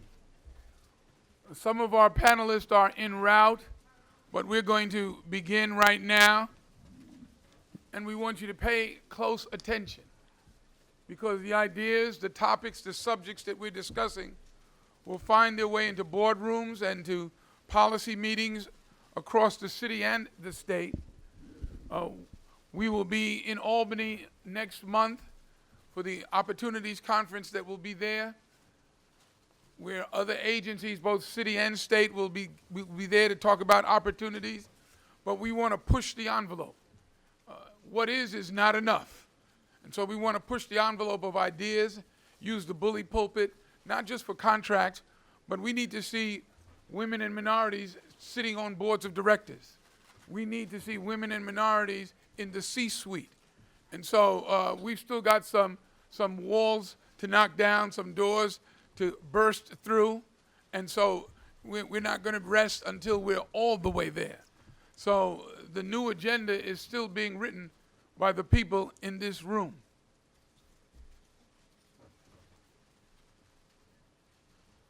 I trust you've met the VIP behind you. You already knew the VIP next to you. And so without further ado, I'm going to turn the baton over to the editor-in-chief, Morgan, to take us the next lap. Thank you once again, Reverend DeGraff. While we're waiting for Elizabeth Velez and Mr. Roman, hopefully Lawrence Roman, to hopefully join us, we're just going to get underway with our panel. Again, there are more extensive bios for all of our panelists in your program, so please, I urge you to refer to them. All of our panelists today have extraordinary credentials. To my left is Lou Coletti. He's the president and CEO of the Building Trades Employers Association.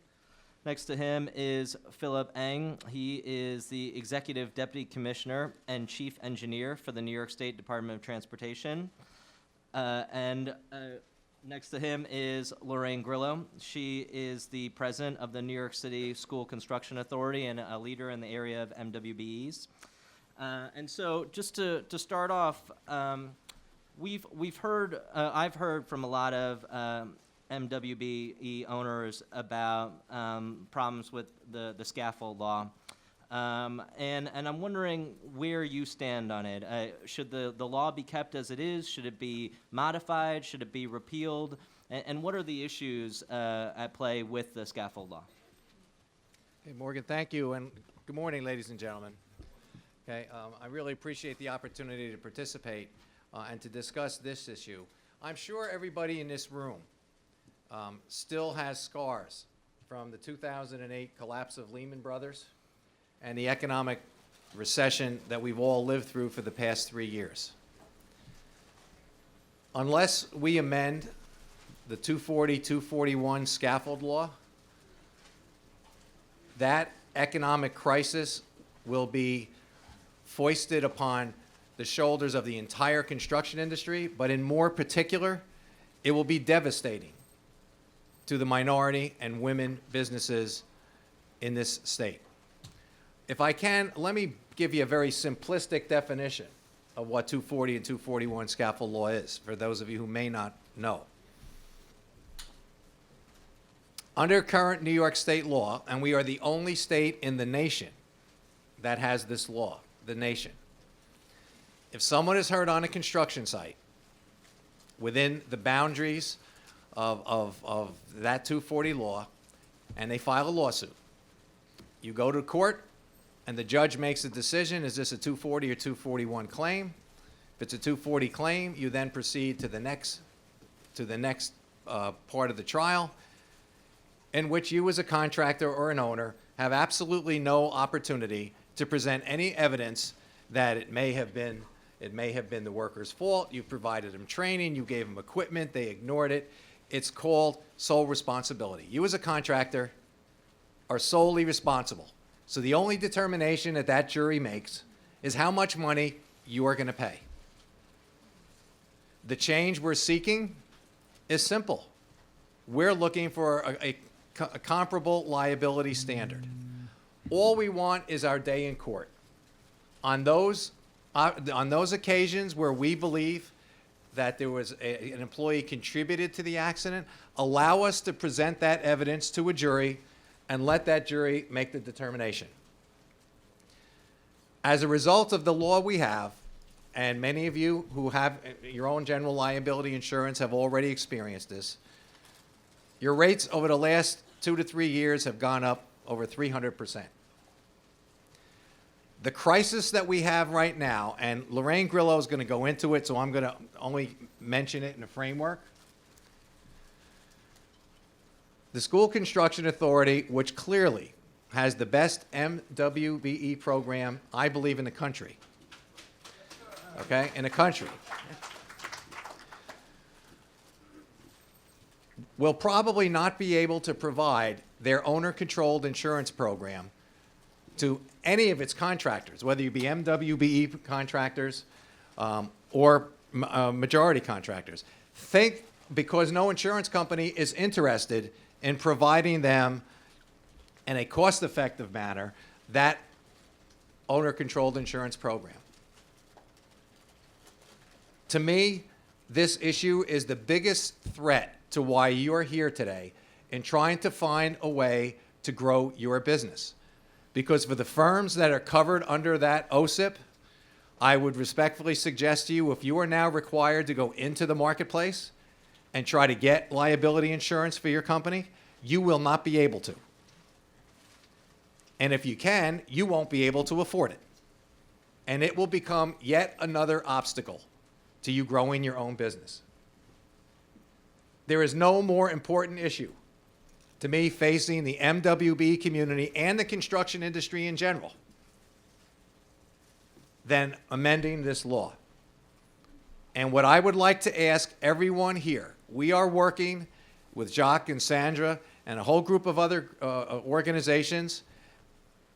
You need to get to your minority caucus leadership in the state and tell them we need to change this bill. Because without it, you run the risk of being out of business. Now think about the complications for poor Lorraine here. Effective January 1st, let's suppose the SCA doesn't have an OSIP. That's not just for new projects. If you're doing work for them right now, that means you have to go out and get your own general liability insurance policy, or she can't keep you on the job. Think about what it means to her. No one has submitted a bid with their insurance costs included in it, so she's going to be overwhelmed with change orders. All that does is take more money away from the capital budget and the schools we need for our kids. Let me conclude with just giving you a comparison over the last course, and you could see how ridiculous this issue is. In the last 3 years, under the SCA OSIP program, I think their premium was about $300 million for about a $1.7 billion capital program. In New Jersey, same size capital program, they had an OSIP, their premium cost was $25 million. So a year, that's $75 million a year, that's 2 to 3 new schools that could have been built.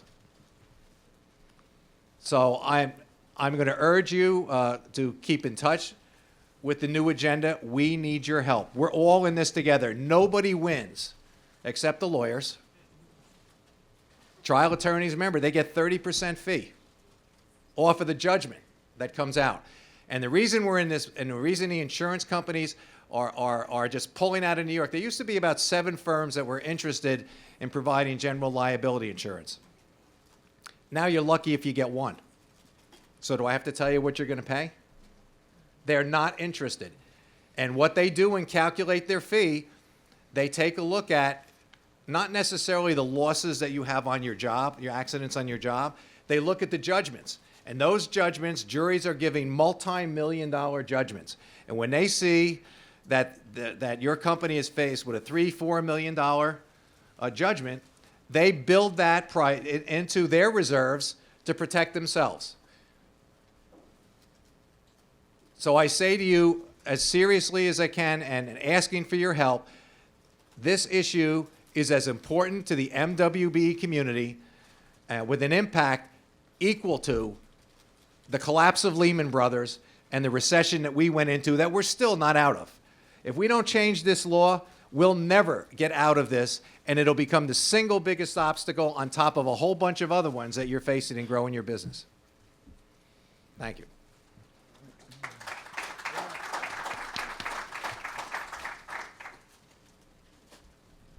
Lauren Grillo, do you have anything to Yeah. add to that?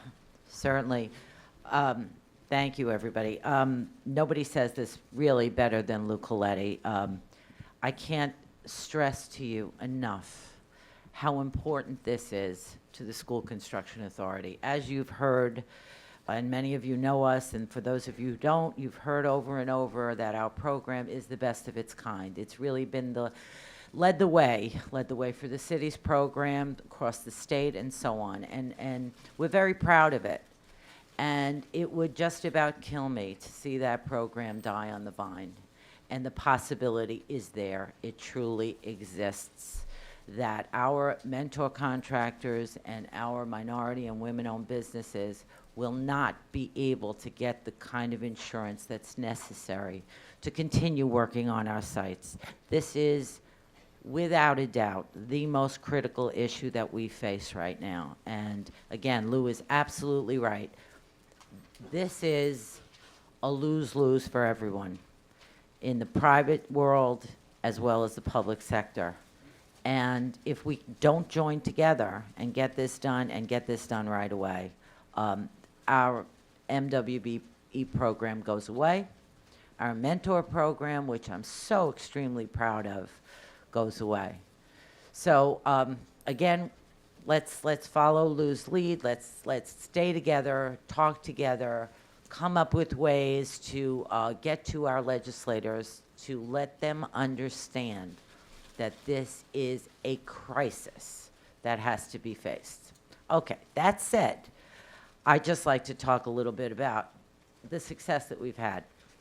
I mean, just in terms of the last 10 years, under this administration, just to give you a sense that the SCA has built 164 buildings.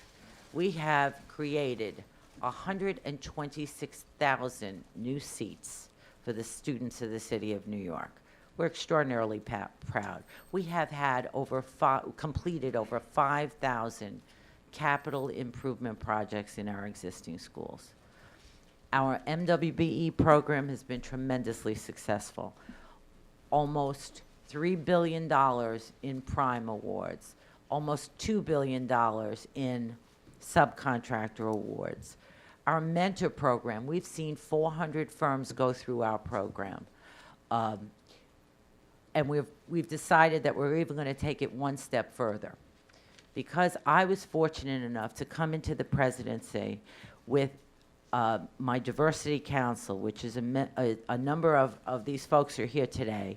These folks get together on a regular basis and they work with the SCA to come up with better ways to improve this program. It has been tremendously successful. Jacques DeGraff is our leader. Tim Marshall is a member. There are members all over this audience. But one of the things that we're really proud of and that we've just started is we put out an RFP for training. And the training really goes to our small MWBE participants who've really started in our mentor program. They've grown through to our graduate mentor program. They are now bidding on our capital improvement projects independently. And my goal, and hopefully before I leave, but you never know with a new administration, is to see one of our mentor contractors bid and get awarded a capacity project, or in plain English, a new school. That would be just a fantastic result of all the hard work that we've done. So let me just say it one more time. Please, this is critical. Labor Law 240, 241 cannot stand as is. We need your help. Thank you. Deputy Commissioner Eng, is there anything you'd like to add about the scaffold law? Well, at State DOT, we've been having a lot of communication with regards to the scaffold law.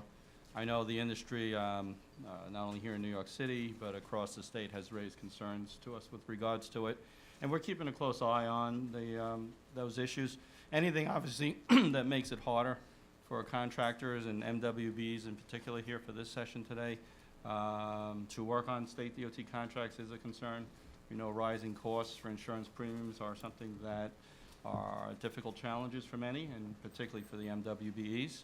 If those hurdles are something that are difficult to overcome, you know, it will hurt a lot of the progress that we've made to date with increasing opportunities and increasing participation by MWBEs. So, you know, it's something that we need to keep a close eye on. I think, as Lou has said earlier, it's the voice here of everyone in the room collectively. I think that makes the most opportunity to be heard. And with the DOT, you know, we've been very aggressive under Governor Cuomo and Commissioner McDonald with regards to MWB participation on our contracts. And we're proud that on 100% state-funded contracts where we can establish goals, we have set goals of 20% on our projects. And for fiscal year 2012, 2013, we've achieved nearly 26% attainment utilization, MW participation on our contracts.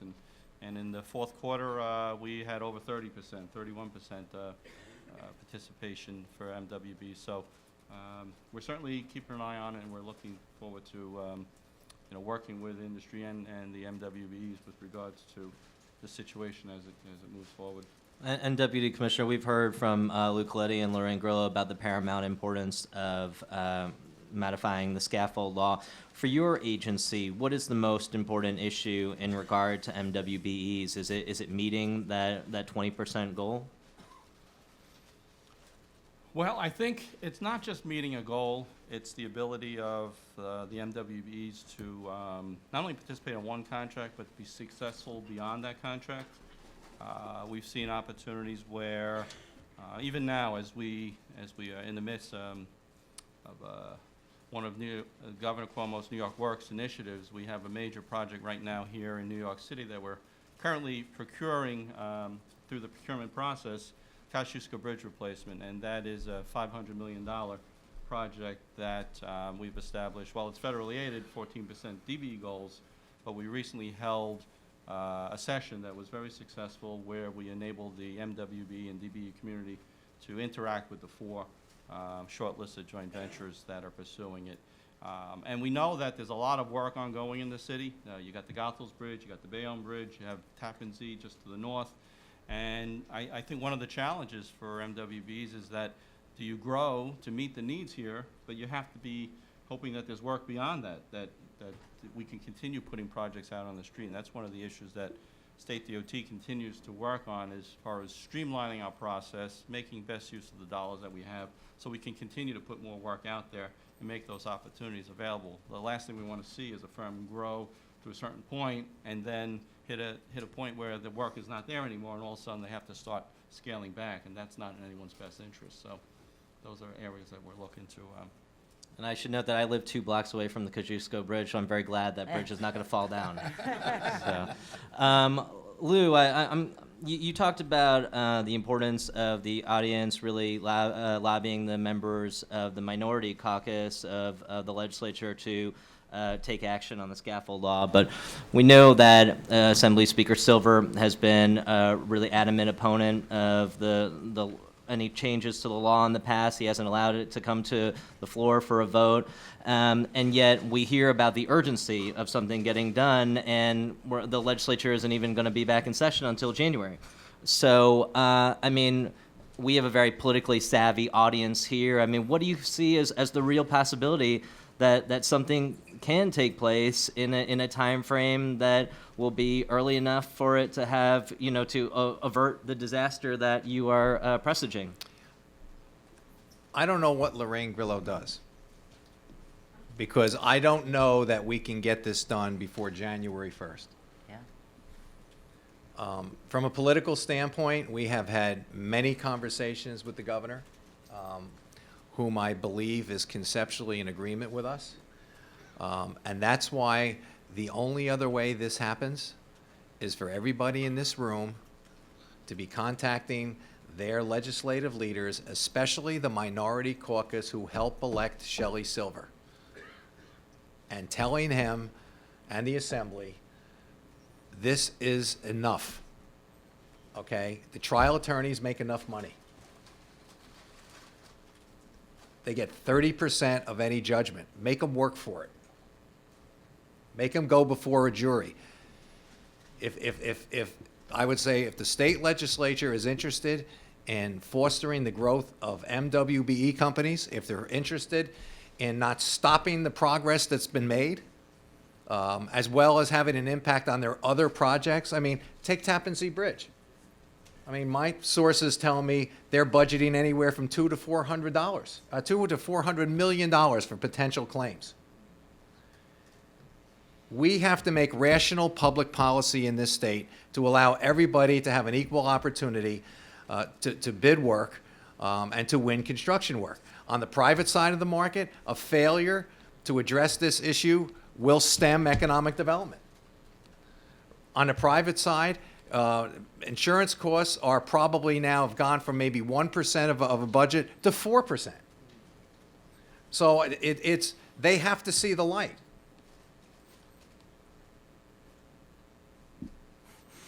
Okay, we're going to go to questions from the audience in a moment, but I want to ask about disadvantaged business enterprises and the effect that has on the growth of small businesses. Do you have any thoughts to any of our panelists about disadvantaged business enterprises? In what perspective, Morgan, again? How it affects the growth of small businesses? Well, that was an excellent question. Well, I'll give you an answer. Yeah. I wish the federal government, the state government, the local, and the city government would all get together so we could stop with the MBE, the DBE, fill out a certification form here, fill out a certification form there. There ought to be one system that's germane to everybody. It's a burden on the MWBE contractor. It's a burden on the prime contractor trying to figure out who's qualified for what. The process has to be simplified, and the BTA put out a report over 10 years ago talking about how to grow MWBE programs, and that was the first recommendation, and you can see how powerful that statement was. Yes, questions from the audience? Yeah. Can I do it from here? Sure, let it rip. Truth is that the OSIP situation, if it's electrical contractors, please let us know so that we can help them, because New York State Association of Electrical Contractors deals with Harleysville, a good company that is now Harleysville National, and now that's the only group that you have. So if you need help, Lorraine, we'd be more than happy to help you. Absolutely. And we need a letter from you stating what you want us to write to the legislature, so we put it all in our letterhead. Carol, I can tell you, I don't want to go into it too deeply now, but there will be a major effort in this regard, very public, being coordinated between the Building Trades Employers Association and the Associated General Contractors of New York State. We are going to create an entity for this specific purpose, and we are going to create a whole campaign to do letter writing and a whole bunch of other things. So that will happen. We're getting it together. And Lorraine, I want to thank you for employing local 3 contractors, because we really have, even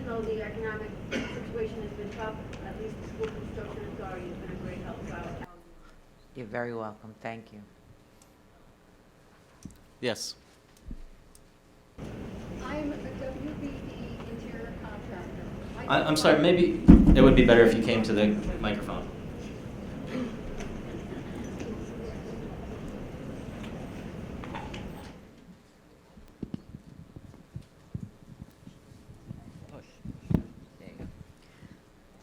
I'm a WBE interiors contractor, Chris Donaldson Basha from Donaldson Traditional Interiors. I do a lot of SCA work. I built my company on the SCA work, and we're good at it. However, right now I have 5 contracts for brand new schools with the SCA. If they lose the OSIP insurance, I've already contacted my insurance agent. My general liability right now is in the $70,000 range. It would go up to $750,000, just as a guesstimate, not even putting it out there for exact bids. That's what it does to me. It's going to do to every one of you that works for the SCA, and that's just the first step. It's going to hit all the agencies. The scaffold law is so powerful. The trial lawyers are so powerful. I was up in Albany and heard stories of somebody hurting their knee, needing an ACL repair. How many of us know of somebody or ourselves have an ACL repair? The guy got over $3 million award for having his ACL done. That didn't put him out of work for his life. That didn't hurt his family, his job, his whole livelihood for $3 million. But the attorney got 1/3 of that award. So who really is winning this game? Everybody, we need your help. We all need help from each other to get this done. She's the chairman of my MBE. Yes, any other questions from the audience? Can I just, Yes. Andrew, can I just add to that? You know, I want everybody to understand that it's not because the SCA doesn't want to pay for this insurance. That's not the case. The real issue for us is that the large insurance companies are pulling out of the New York market very clearly because of this law. And for the record, the claims at the SCA are down. Our safety record has improved. That's right. But the awards have skyrocketed, and that's why the industry doesn't want any part of the New York market. So that's really the issue for us. I've heard it said by some people out there that the SCA is closing down its MWBE program and it doesn't want to pay the price. That is not the case at all. It is really frightening that we have put out an RFP and we got one response. And that response really didn't even cover our entire program. So we've got a real problem. Thank you. Other questions from the audience? It's very scary. Very scary. Yes, Sandra.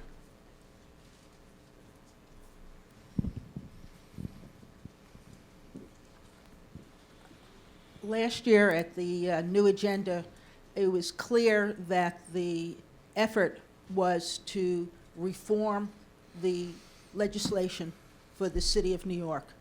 And how that happened was with the people that were there and participated in it. And we ran to City Hall, we ran to the City Council, we ran to the mayor's office, right? We here shaking heads. And we were constantly at visual to be able to get new legislation. That's in place now. We have a lot of work to do continuing it. But it's not going to work if we can't fix the scaffolding problem. And we know that the political efforts that we've had here as a group, as a family and an organization together, as the new agenda, does make a difference.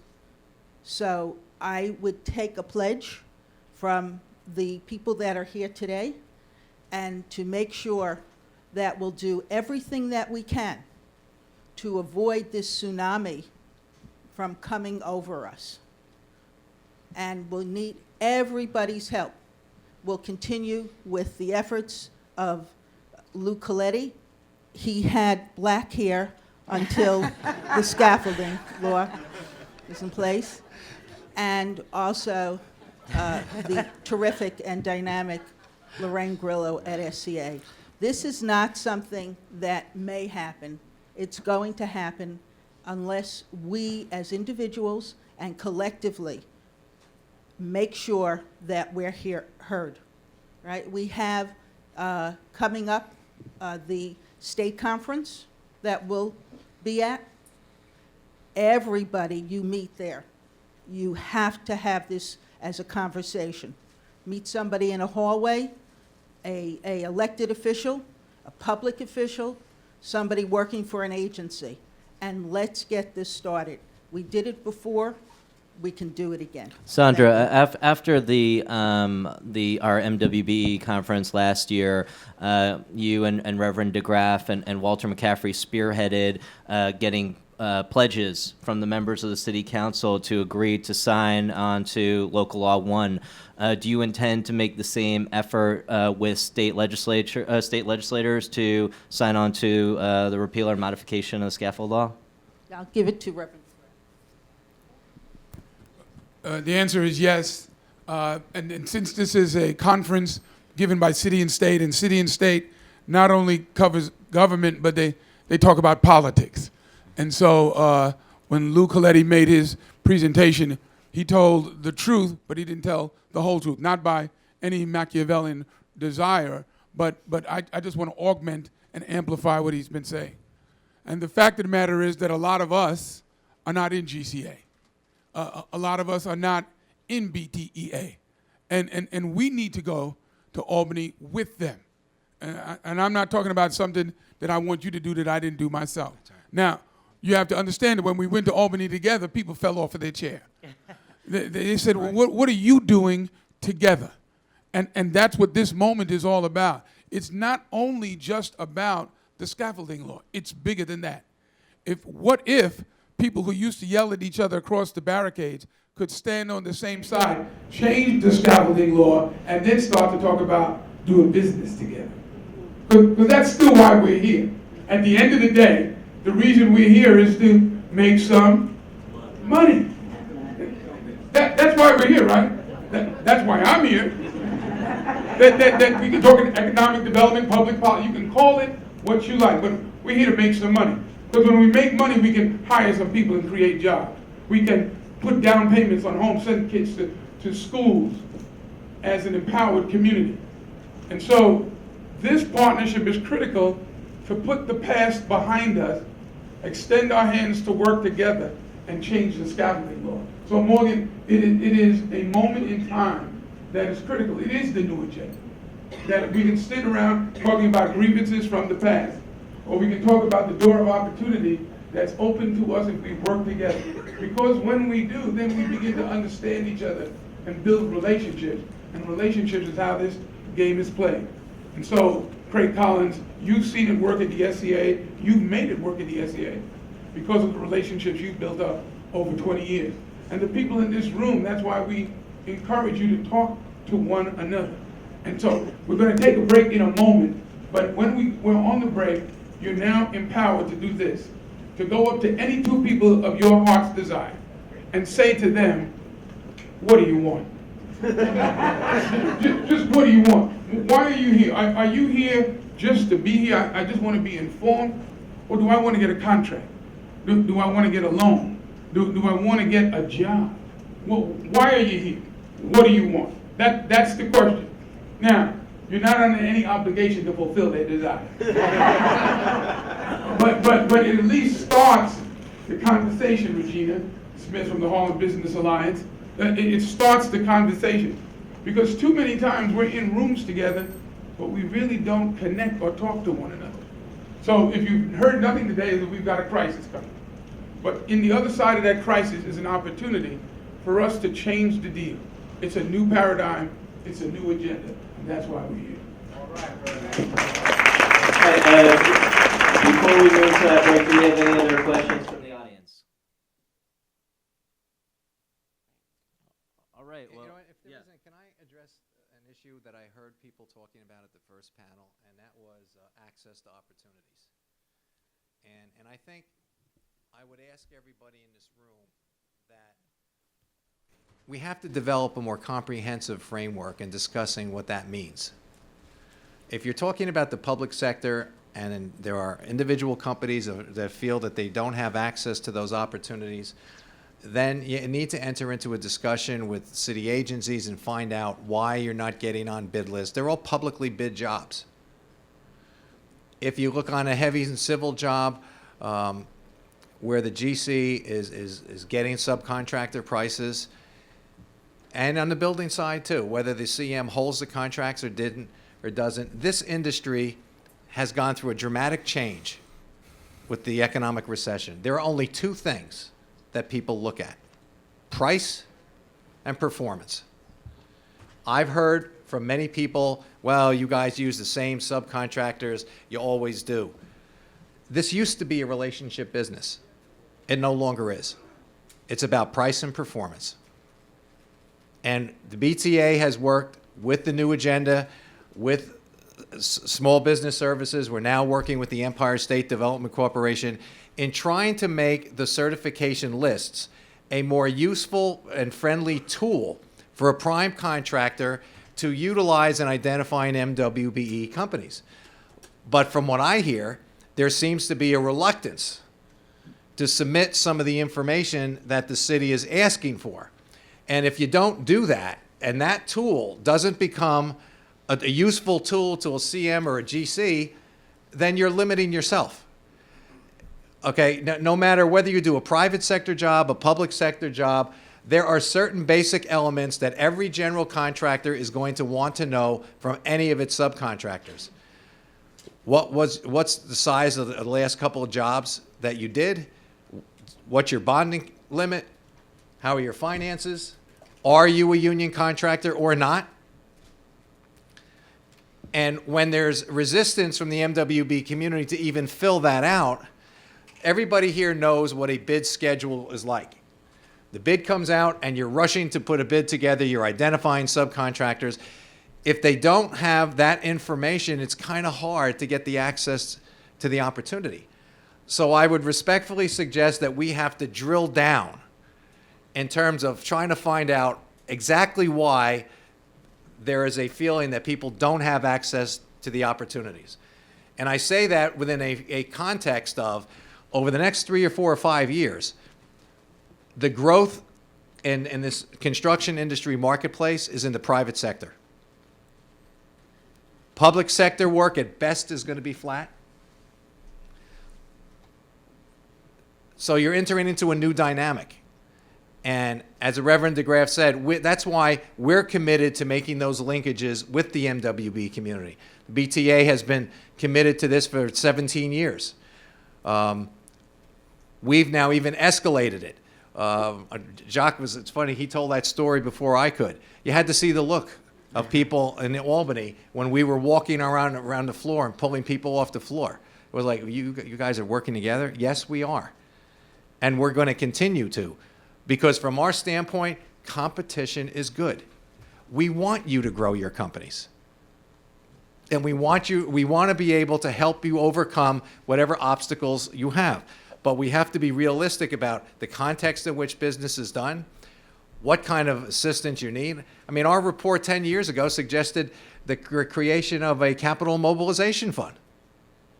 The biggest problem you have even when you're awarded a contract is cash flow. That's where I think we can work together to make sure you have the tools that you need to be successful. But we've really got to drill down. It's too easy to say, well, we don't have access to those opportunities.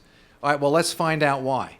Let's find out how this business really operates, because the context of the construction industry has changed. I congratulate you. You have chosen a career in the most cutthroat, competitive, risky business. I tell any of my children, what do you want to do? No, you don't want to go into construction. You want to make money. I mean, I had a conversation with a private real estate developer the other day who will go nameless and is selling condos at very high prices saying, you know, your contractors' prices are going up a little. And I said, really? I said, well, I think that's good. I mean, I hope you make more money than God. Okay? Don't you think we want to make a little money? And to the question that was asked before about prime contract and subcontractors, you want to make money? Be a subcontractor. The GC's profit margins are 1% and 2%. All that work, all that risk for a 2% profit, you really have to love what you're doing. On that optimistic note, that's why they call me Mr. Sunshine. We're gonna hear once again from the Reverend, who's gonna take us forward in the program. This is actually a moment of some seriousness. In each of our lives, if you just measure where we were, those of you who were at the first conference last June, the people, there's someone in your life who was here last June who's not here anymore. And even though you have gone on, you still have a place in your heart for that person or persons. And your life is different because they passed this way.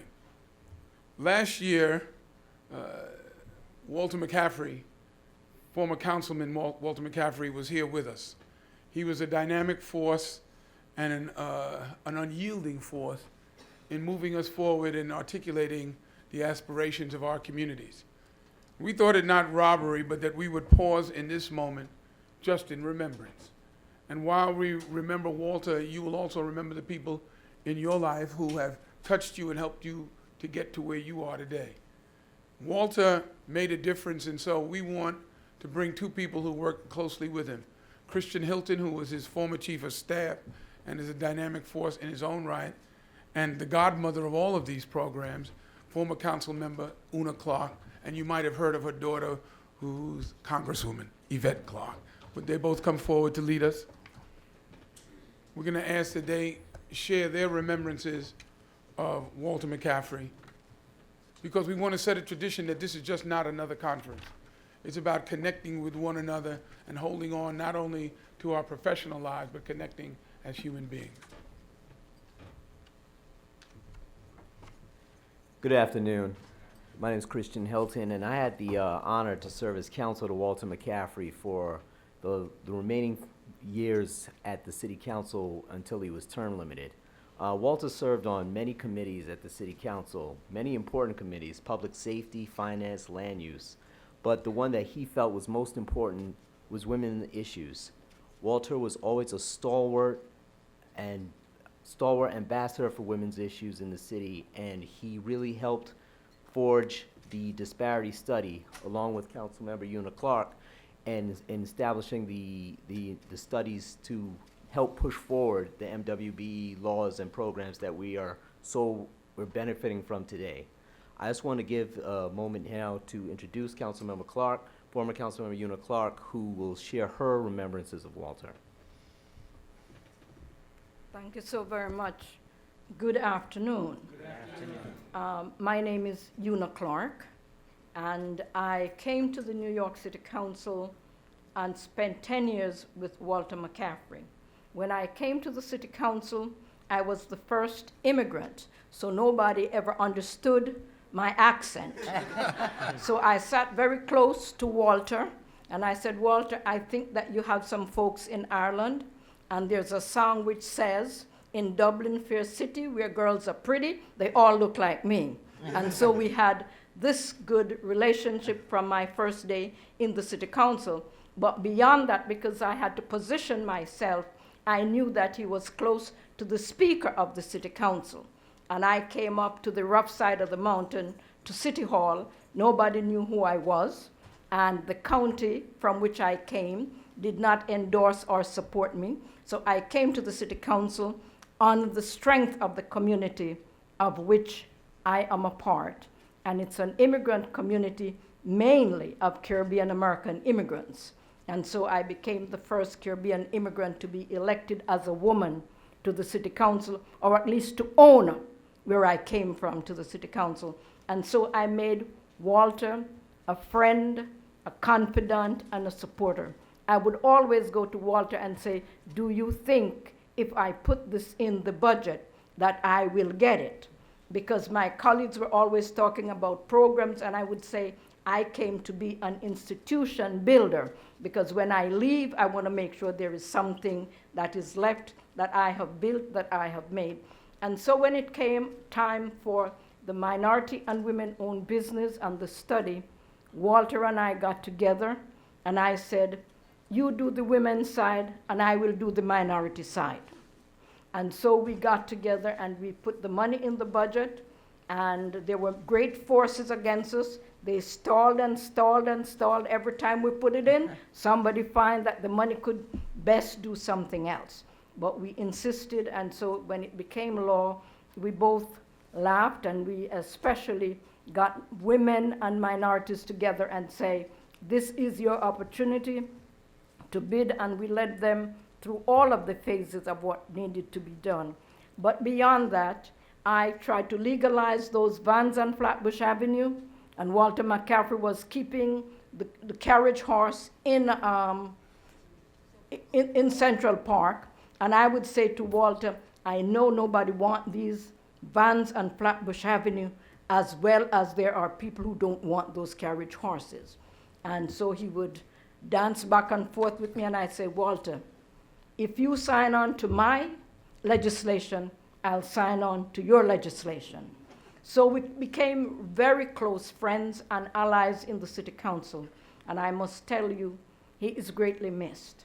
When I went to his going home celebration, I remembered all of the fun and all of the rough times we had in the city council together. But always, if we would differ on any issue, Walter would be happy to tell you, Una, I can't help you with this one. So unlike other colleagues who would make you think up to the last minute they're with you, Walter would never ever do that.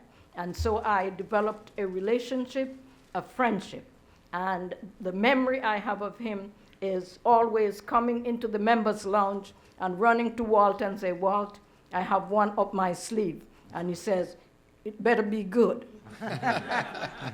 And then when it comes time for delegations, during the budget time, every borough and their delegation want to make sure they get their full piece of the pie.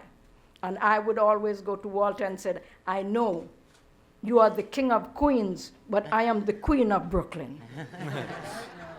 And so we would work together. And so I come today in honor of all of the work that he's done, his loyalty, his commitment, but above all, his contribution to the city of New York. Thank you.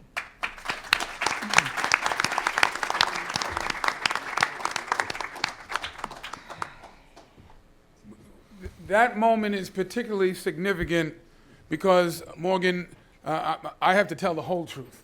And there have been tensions between WBEs and MBEs. Some people think that one is riding the coattail of another. Some think others are unqualified in our pejorative private moments. But Joe Gallagher, State Senator Joe Gallagher used to say, there's enough for everybody, but there's never enough for pigs. And so we're not going to fight each other standing outside the door of opportunities when we've both been locked out. And Una Clark and Walter McCaffrey's partnership in the city council symbolized that we can both work together. And that's what this moment was all about. And now, if you will, join me in a moment of silence in memory of Walter McCaffrey.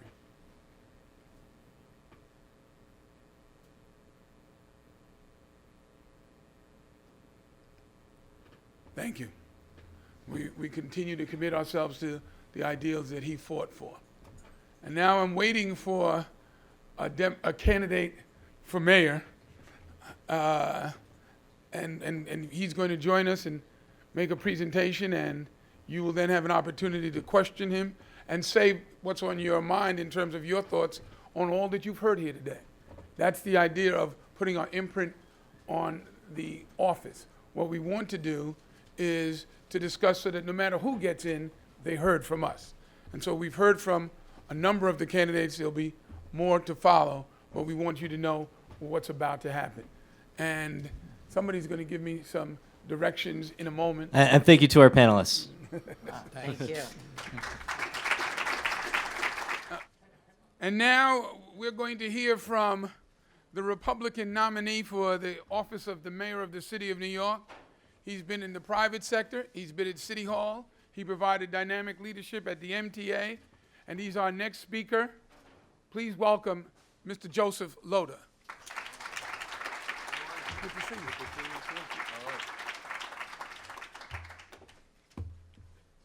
Thank you very much, and thank you very much for inviting me. Before I start, I'll give a few short comments, and I'd love to open it up for questions and answers. One of the things that I've always thought about when it comes to MWBEs, specifically here in the city of New York, that I actually believe that talent is spread equally among all the different communities throughout the city of New York. And we're the most diverse city in the world. But what we have, and what we don't have, though, is that we don't have opportunity equal throughout all of the communities in the city of New York. And that's at the core of why we have MWBED programs. They keep adding on and on. But it's very, very important that we be able to provide opportunity to all in the city of New York. Look, too many deals are decided, too much involvement is decided, especially with the capital programs of the city and the state and of all the various agencies. They're decided by who you know, not by, what you can do. And that's really unfortunate. To get business in the city, you need to have a track record. And one of the things that you don't have if you don't have business is that you don't have a track record. It's a vicious circle, and it's what I call an opportunity gap. And it's an opportunity gap that can be closed very, very easily. And I don't know if Michael Garner, who's somewhere in the room today, who's the Chief Diversity Officer of the MTA, very much involved in the MTA programs while I was there, and a phenomenal person. He's put together, with the direction of the Board of Directors of the MTA, an elaborate MWDBE program. But more importantly, Michael created a mentoring program. And that mentoring program is so critical for businesses, minority businesses, women's businesses, all of the groups that we need to make sure that we give proper attention to. If past this prologue, you have to see what I did at the MTA to encourage and to continue to encourage minority, women, disabled, distressed businesses, get business with the capital program of the city of New York. It was very, very important. It was my mandate. It was also a mandate of the Board of Directors that when we look to spend the MTA's dollars, just as I will as mayor look to spend the city dollars, to make sure that it's widely spread around. But the mentoring program is by far, excuse me. That happens. The mentoring program is very, very important because what we were able to do is to take smaller firms and be able to marry them to larger firms. And one of the things that I have always found, no matter where I was in my career in life, what I learned in the classroom was nowhere near as important as the on-the-job training. So by taking a small company and giving them the experience of learning from a larger company, this is exactly how you were able to get out of the vicious cycle and to be able to eliminate the opportunity gap and just create opportunity. It's done over and over again at the MTA, and I will import that over to the city of New York. One of the things that I've said in this campaign over and over again, my opponent loves to talk about income inequality and how he would like to fix it. I agree there's income inequality, but I believe the only way to fix income inequality is to provide jobs, to continue to expand the job base, to diversify our economy, and do everything we can to make the unemployed employed, for those who are underemployed, employed even more. And believe me, that is the purpose of the MWBE program, to allow people in all communities, and specifically in communities that haven't been getting the business and haven't been getting the opportunities, to get the opportunity. Because I have always believed that the most important social program ever invented was a job, and allowing folks to be able to have that pride and make sure that it continues. So in my experience at the MTA, my experience in government, my experience also in the private sector, is that you have to go out of your way. You've got to make the system work. You just don't create an MWBE program and say, that's it. It evolves over time. It changes over time. I mean, I can remember years ago when I was in the private sector and competing, and we needed to partner up with minority firms when I was an investment banker, and encouraging various different people to start firms for the opportunity. It's been extremely important to make sure that you partner with people to create the opportunities for all. And then finally, as we talk about the opportunities that we need to have for all, I actually believe it's important to also go talk to communities, have seminars like this, go to all the boroughs and make sure that everybody understands that the City of New York spends X billion dollars a year, not just on the capital programs, which is what I focused on at the MTA, but also the ongoing operating budget of the City of New York. It's a $70 billion budget. Contracting that goes out outside of the City of New York and away from employees is about 40% of that number. It's a huge number in billions of dollars. It not only deals with legal firms, law firms that we need to deal with, and accounting firms that we need to deal with, and consultants that we need to deal with. There are numerous different ways in which we can involve the minority and women and distressed businesses and disabled businesses to be able to work. Let me leave you with one final note, and I think it's very important. And you might agree with it, you might not, but for me it's a personal charge that I want to do. A lot of men and women have come home from the wars in Iraq and Afghanistan, and I actually think that we should also be able to help them get on their feet. Most of those who've been in the service, who've come back to New York, are minorities. I think we need to give a special category for them as well. You know, my generation, when folks came back from Vietnam, they weren't welcomed with open arms for lots of social reasons. But the men and women who've gone to Iraq and Afghanistan to serve this country, who did so on a voluntary basis, we need to be able to include them in minority and women business programs and MWD-BE programs as well. I want to endeavor to do that because we owe it to these women and these men who fought for us to have our freedom, to be able to participate and have an opportunity in the economy as well. And with that, I want to thank you for this opportunity to speak to you. I'll be more than happy to answer any and all questions. Opportunities, enough business. And could you please stand, identify yourself, and ask your question?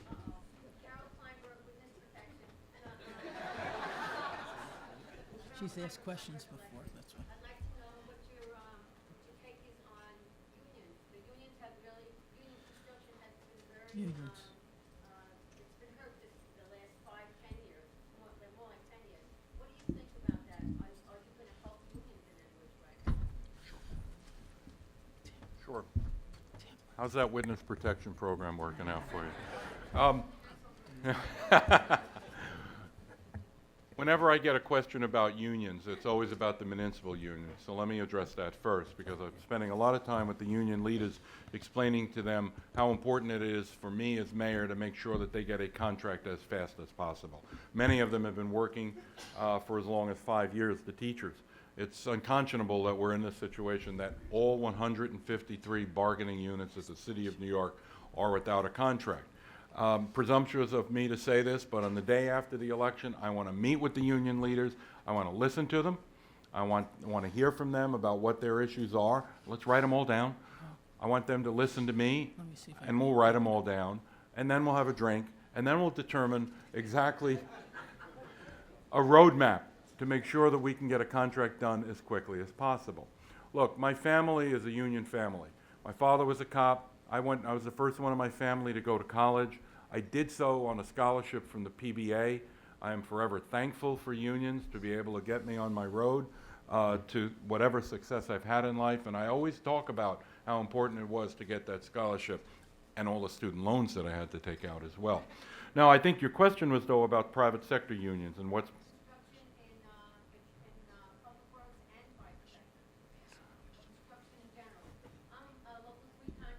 Right.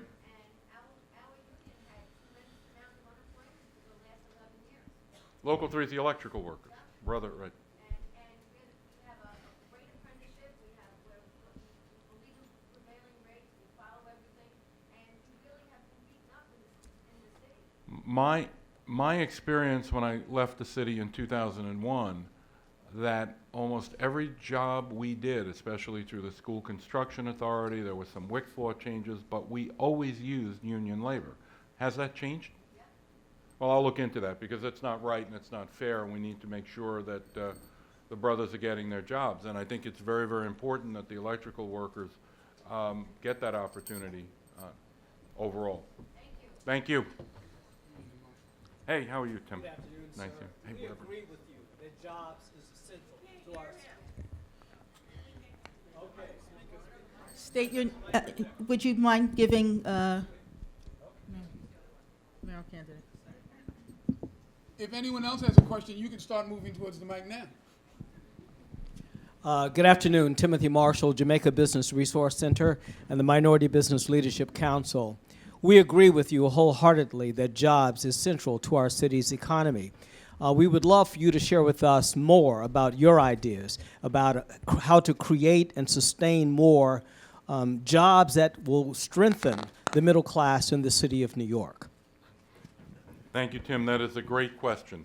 I actually, and this is where my opponent and I don't want to get overly political, though I should, but my opponent and I completely disagree. I actually believe that we need to provide incentives for businesses to start and incentives for businesses to stay here. But more importantly, directly, the mayor can reduce the bureaucracy that actually happens when any small business wants to start. Jobs are created first with micro businesses, then with small businesses, and the number of complaints that I hear from all types of businesses, whether it's a high-tech business or someone who wants to open up a restaurant or a store and be able to serve the neighborhood, they're burdened by all of the regulations of the city of New York.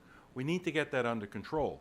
And as part of that, it's not only the fees that are part of that, but it's also the fines, especially when they find out that the lighting in the hallway is incorrect. It's automatically, lighting in the hallway is $1,700 per floor.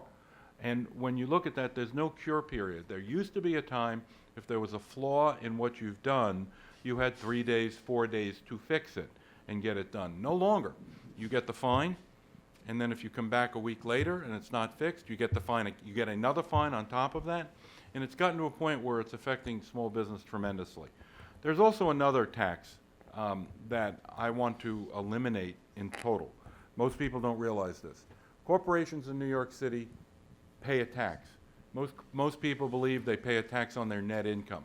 New York City is the only city in the United States of America that actually charges a tax on capital. If you have net income, you get charged tax by the federal government, by the state government, and the city government. If you have no net income, most startup companies don't have any net income. They have no free cash flow. They're working with angel investor capital or venture capital, and their own capital is being put in. And in the first couple of years, you don't have any profit whatsoever. And most entrepreneurs believe that they don't owe an income tax to the city of New York. That's absolutely not the case, because if you have zero net income, there's an alternative tax. And that alternative tax is whatever your capital is. For those of you who are accounting majors like I was, assets less liabilities, that's your capital. Multiply it by 0.15% every year and give it to the city of New York. That's a tax on capital. That's a tax that really entrepreneurs don't want to start businesses here because they're automatically going to be paying a tax. And it's an onerous one. I guarantee you eliminate that, more businesses will start in New York City. And we will encourage businesses to start in New York City. Encouraging businesses is how we end up creating jobs overall.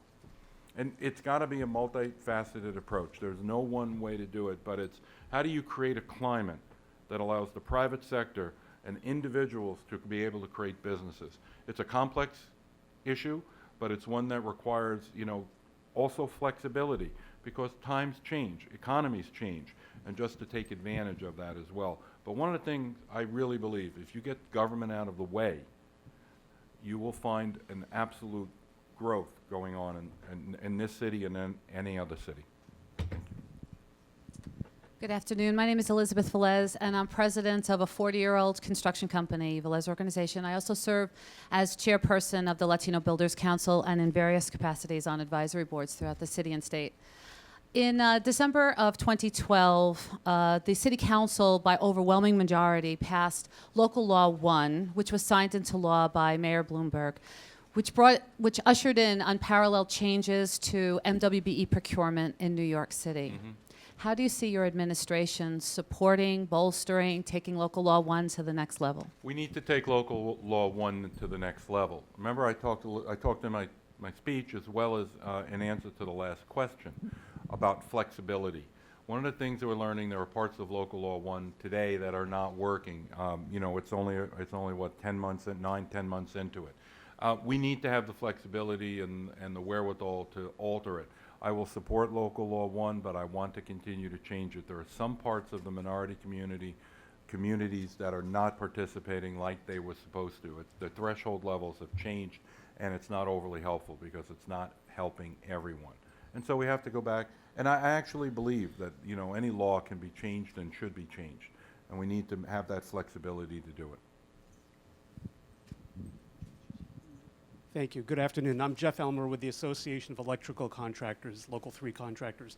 I just want to know this administration has entered into project labor agreements with the building trades and put a lot of union tradespeople to work, and I'm wondering if under your administration, are you planning to continue those project labor agreements? Yeah, I started working on project labor agreements probably 18 years ago in the very infancy stages. And I was actively involved when I was at Madison Square Garden in what might be one of the largest PLAs there is, because as you know, the renovation of the garden happens every summer. This is the last summer. It's not open yet. It will be open in a few weeks. And it'll be finalized. It required workers to work 24 hours a day, 7 days a week during the summer. And we needed a PLA agreement, because when you talk to an electrical worker about working midnight to 8, they actually start thinking triple time.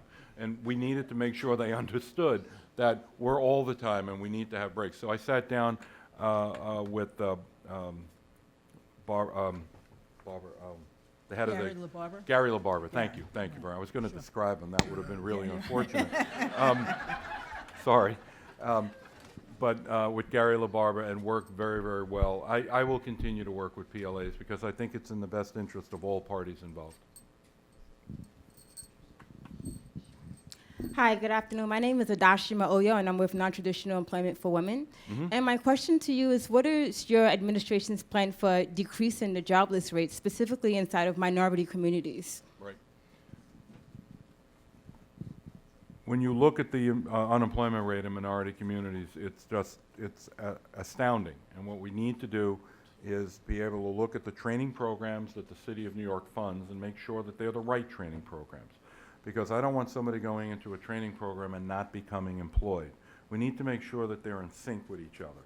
We also need to make sure that they're properly educated. I'm more than happy in my capacity as a trustee at City University of New York in expanding opportunities for remedial education if in fact there's been, if graduates of high schools, if they're not fully prepared to understand. And I think that's a problem that we have in the City of New York, and we need to be able to continue to train people in some of the core basics. The most important thing to do for me as mayor is to do everything I can to expand jobs in the City of New York. Now, these are not, let me just give you an example. When I was in the Giuliani administration, the first thing we did, and we talked about this during the campaign, and nobody really believed us, but it turned out to be true. We thought that there was a great opportunity for tourism in New York City, and I've watched tourism ever since we lowered the hotel occupancy tax in 1994. And you can look at that, and lowering the rate of the hotel occupancy tax immediately began an increase in the amount of receipts in the hotel occupancy tax. It increased economic activity. After the Giuliani administration and into the Bloomberg administration, there continued to be this vibrancy in tourism in New York, to the point that we have now 53 million visitors a year. If you look at the number of hotels that have been built in New York and the number of jobs that it has created, many of them entry-level jobs, many of them union jobs, working in the hotels, it has been very, very important, so much so that I believe the hospitality trade and the hospitality business is the fastest growing business in the City of New York right now. We need to look at our economic strategies, and we have to have both a short-term view and we have to have a long-term view. One of the things that I've come to understand in being around in government, just because you want it to happen, it may happen, but it may happen 10 years later. You've got to plant the seeds, and you've got to be able to start. Now, that doesn't help the people who are unemployed today, but I want to be able to create as many jobs as possible, diversifying our economy. I'll give you a perfect example, and this is a controversial example, and it's one where my opponent and I disagree. Last week, when asked would he have supported the incentives given to Fresh Direct, who was in negotiations with Governor Christie and the New Jersey Economic Development Agency to move to New Jersey. They were being wooed to go over to New Jersey. When Governor Cuomo found out, he then called on Mayor Bloomberg and Borough President Diaz to find a location in the Bronx so that the almost 3,000 jobs that Fresh Direct has today, combined with the fact that they signed an agreement that they will increase 1,000 more jobs, 1/3 of which will come from the Bronx, the borough with the highest unemployment rate. It's a phenomenal idea, but for my opponent to say that he would not have entered into that agreement is basically saying, let's take the 3,000 jobs that we have in the city of New York now and the 1,000 jobs that the company, by expanding, wants to bring to New York, let's send them to New Jersey. That does nothing to help the economy. It does nothing to help income inequality. People will lose their jobs. I want to be a mayor that helps create jobs in the city. That's how we deal with income inequality. That's how we deal with unemployment. It's very important that we do everything we can to get people lifted up to get the jobs necessary. And it requires decisions that some people may like and some people may not like.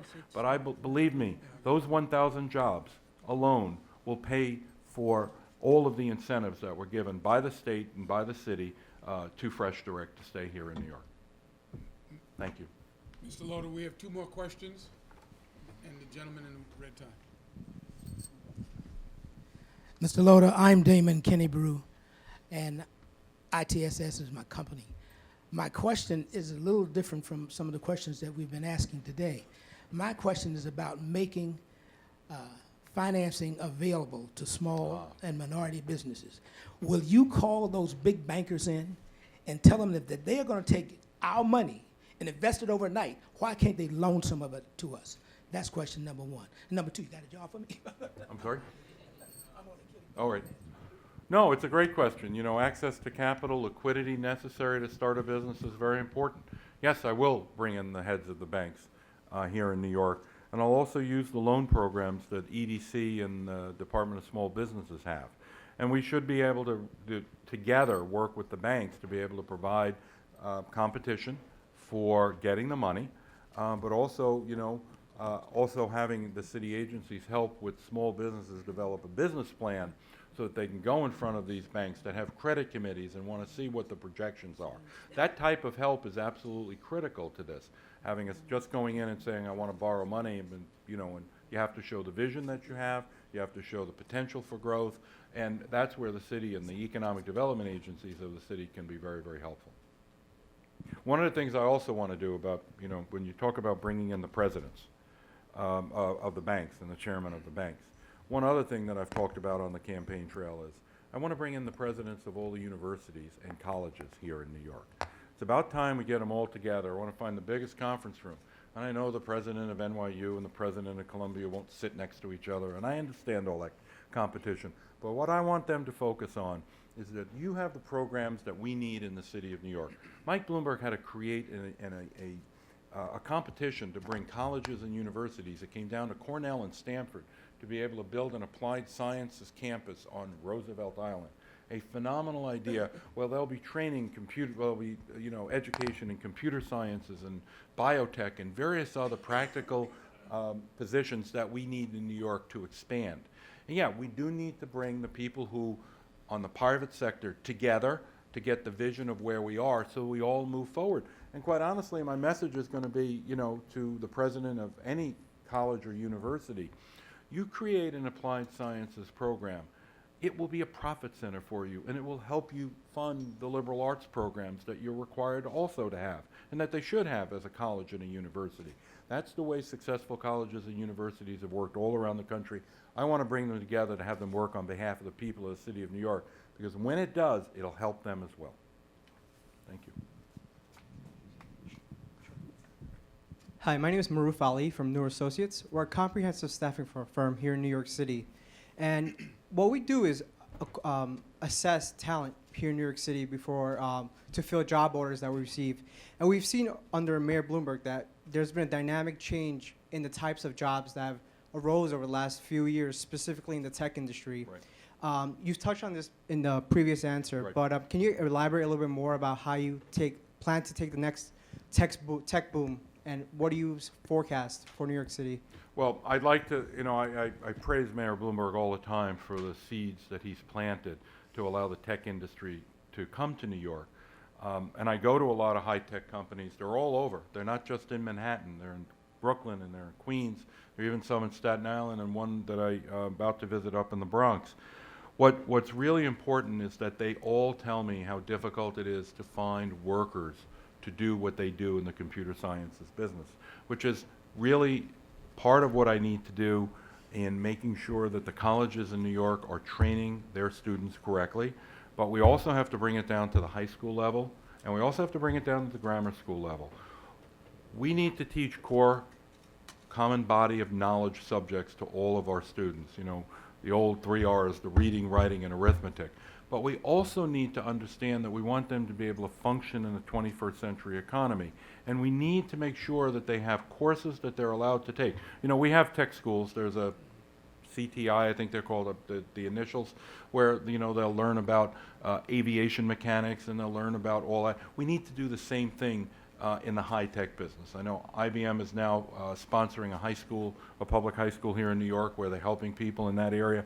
We need to do that because we also need to show the children of the city of New York what the opportunities are out there, what the goals are out there, and the opportunity that there are these high-tech companies that are great, pay a great salary and great benefits too. The high-tech companies have some of the best benefits I have ever seen. They've imported it from California, and I think it's very, very important that our students get to see that, because that level of opportunity, that concept of hope, will make them work harder, and they know that there's an opportunity to get a job. It doesn't happen overnight, as I said before, but we've got to start and we've got to instill in everyone a basic understanding of what's out there. Thank you.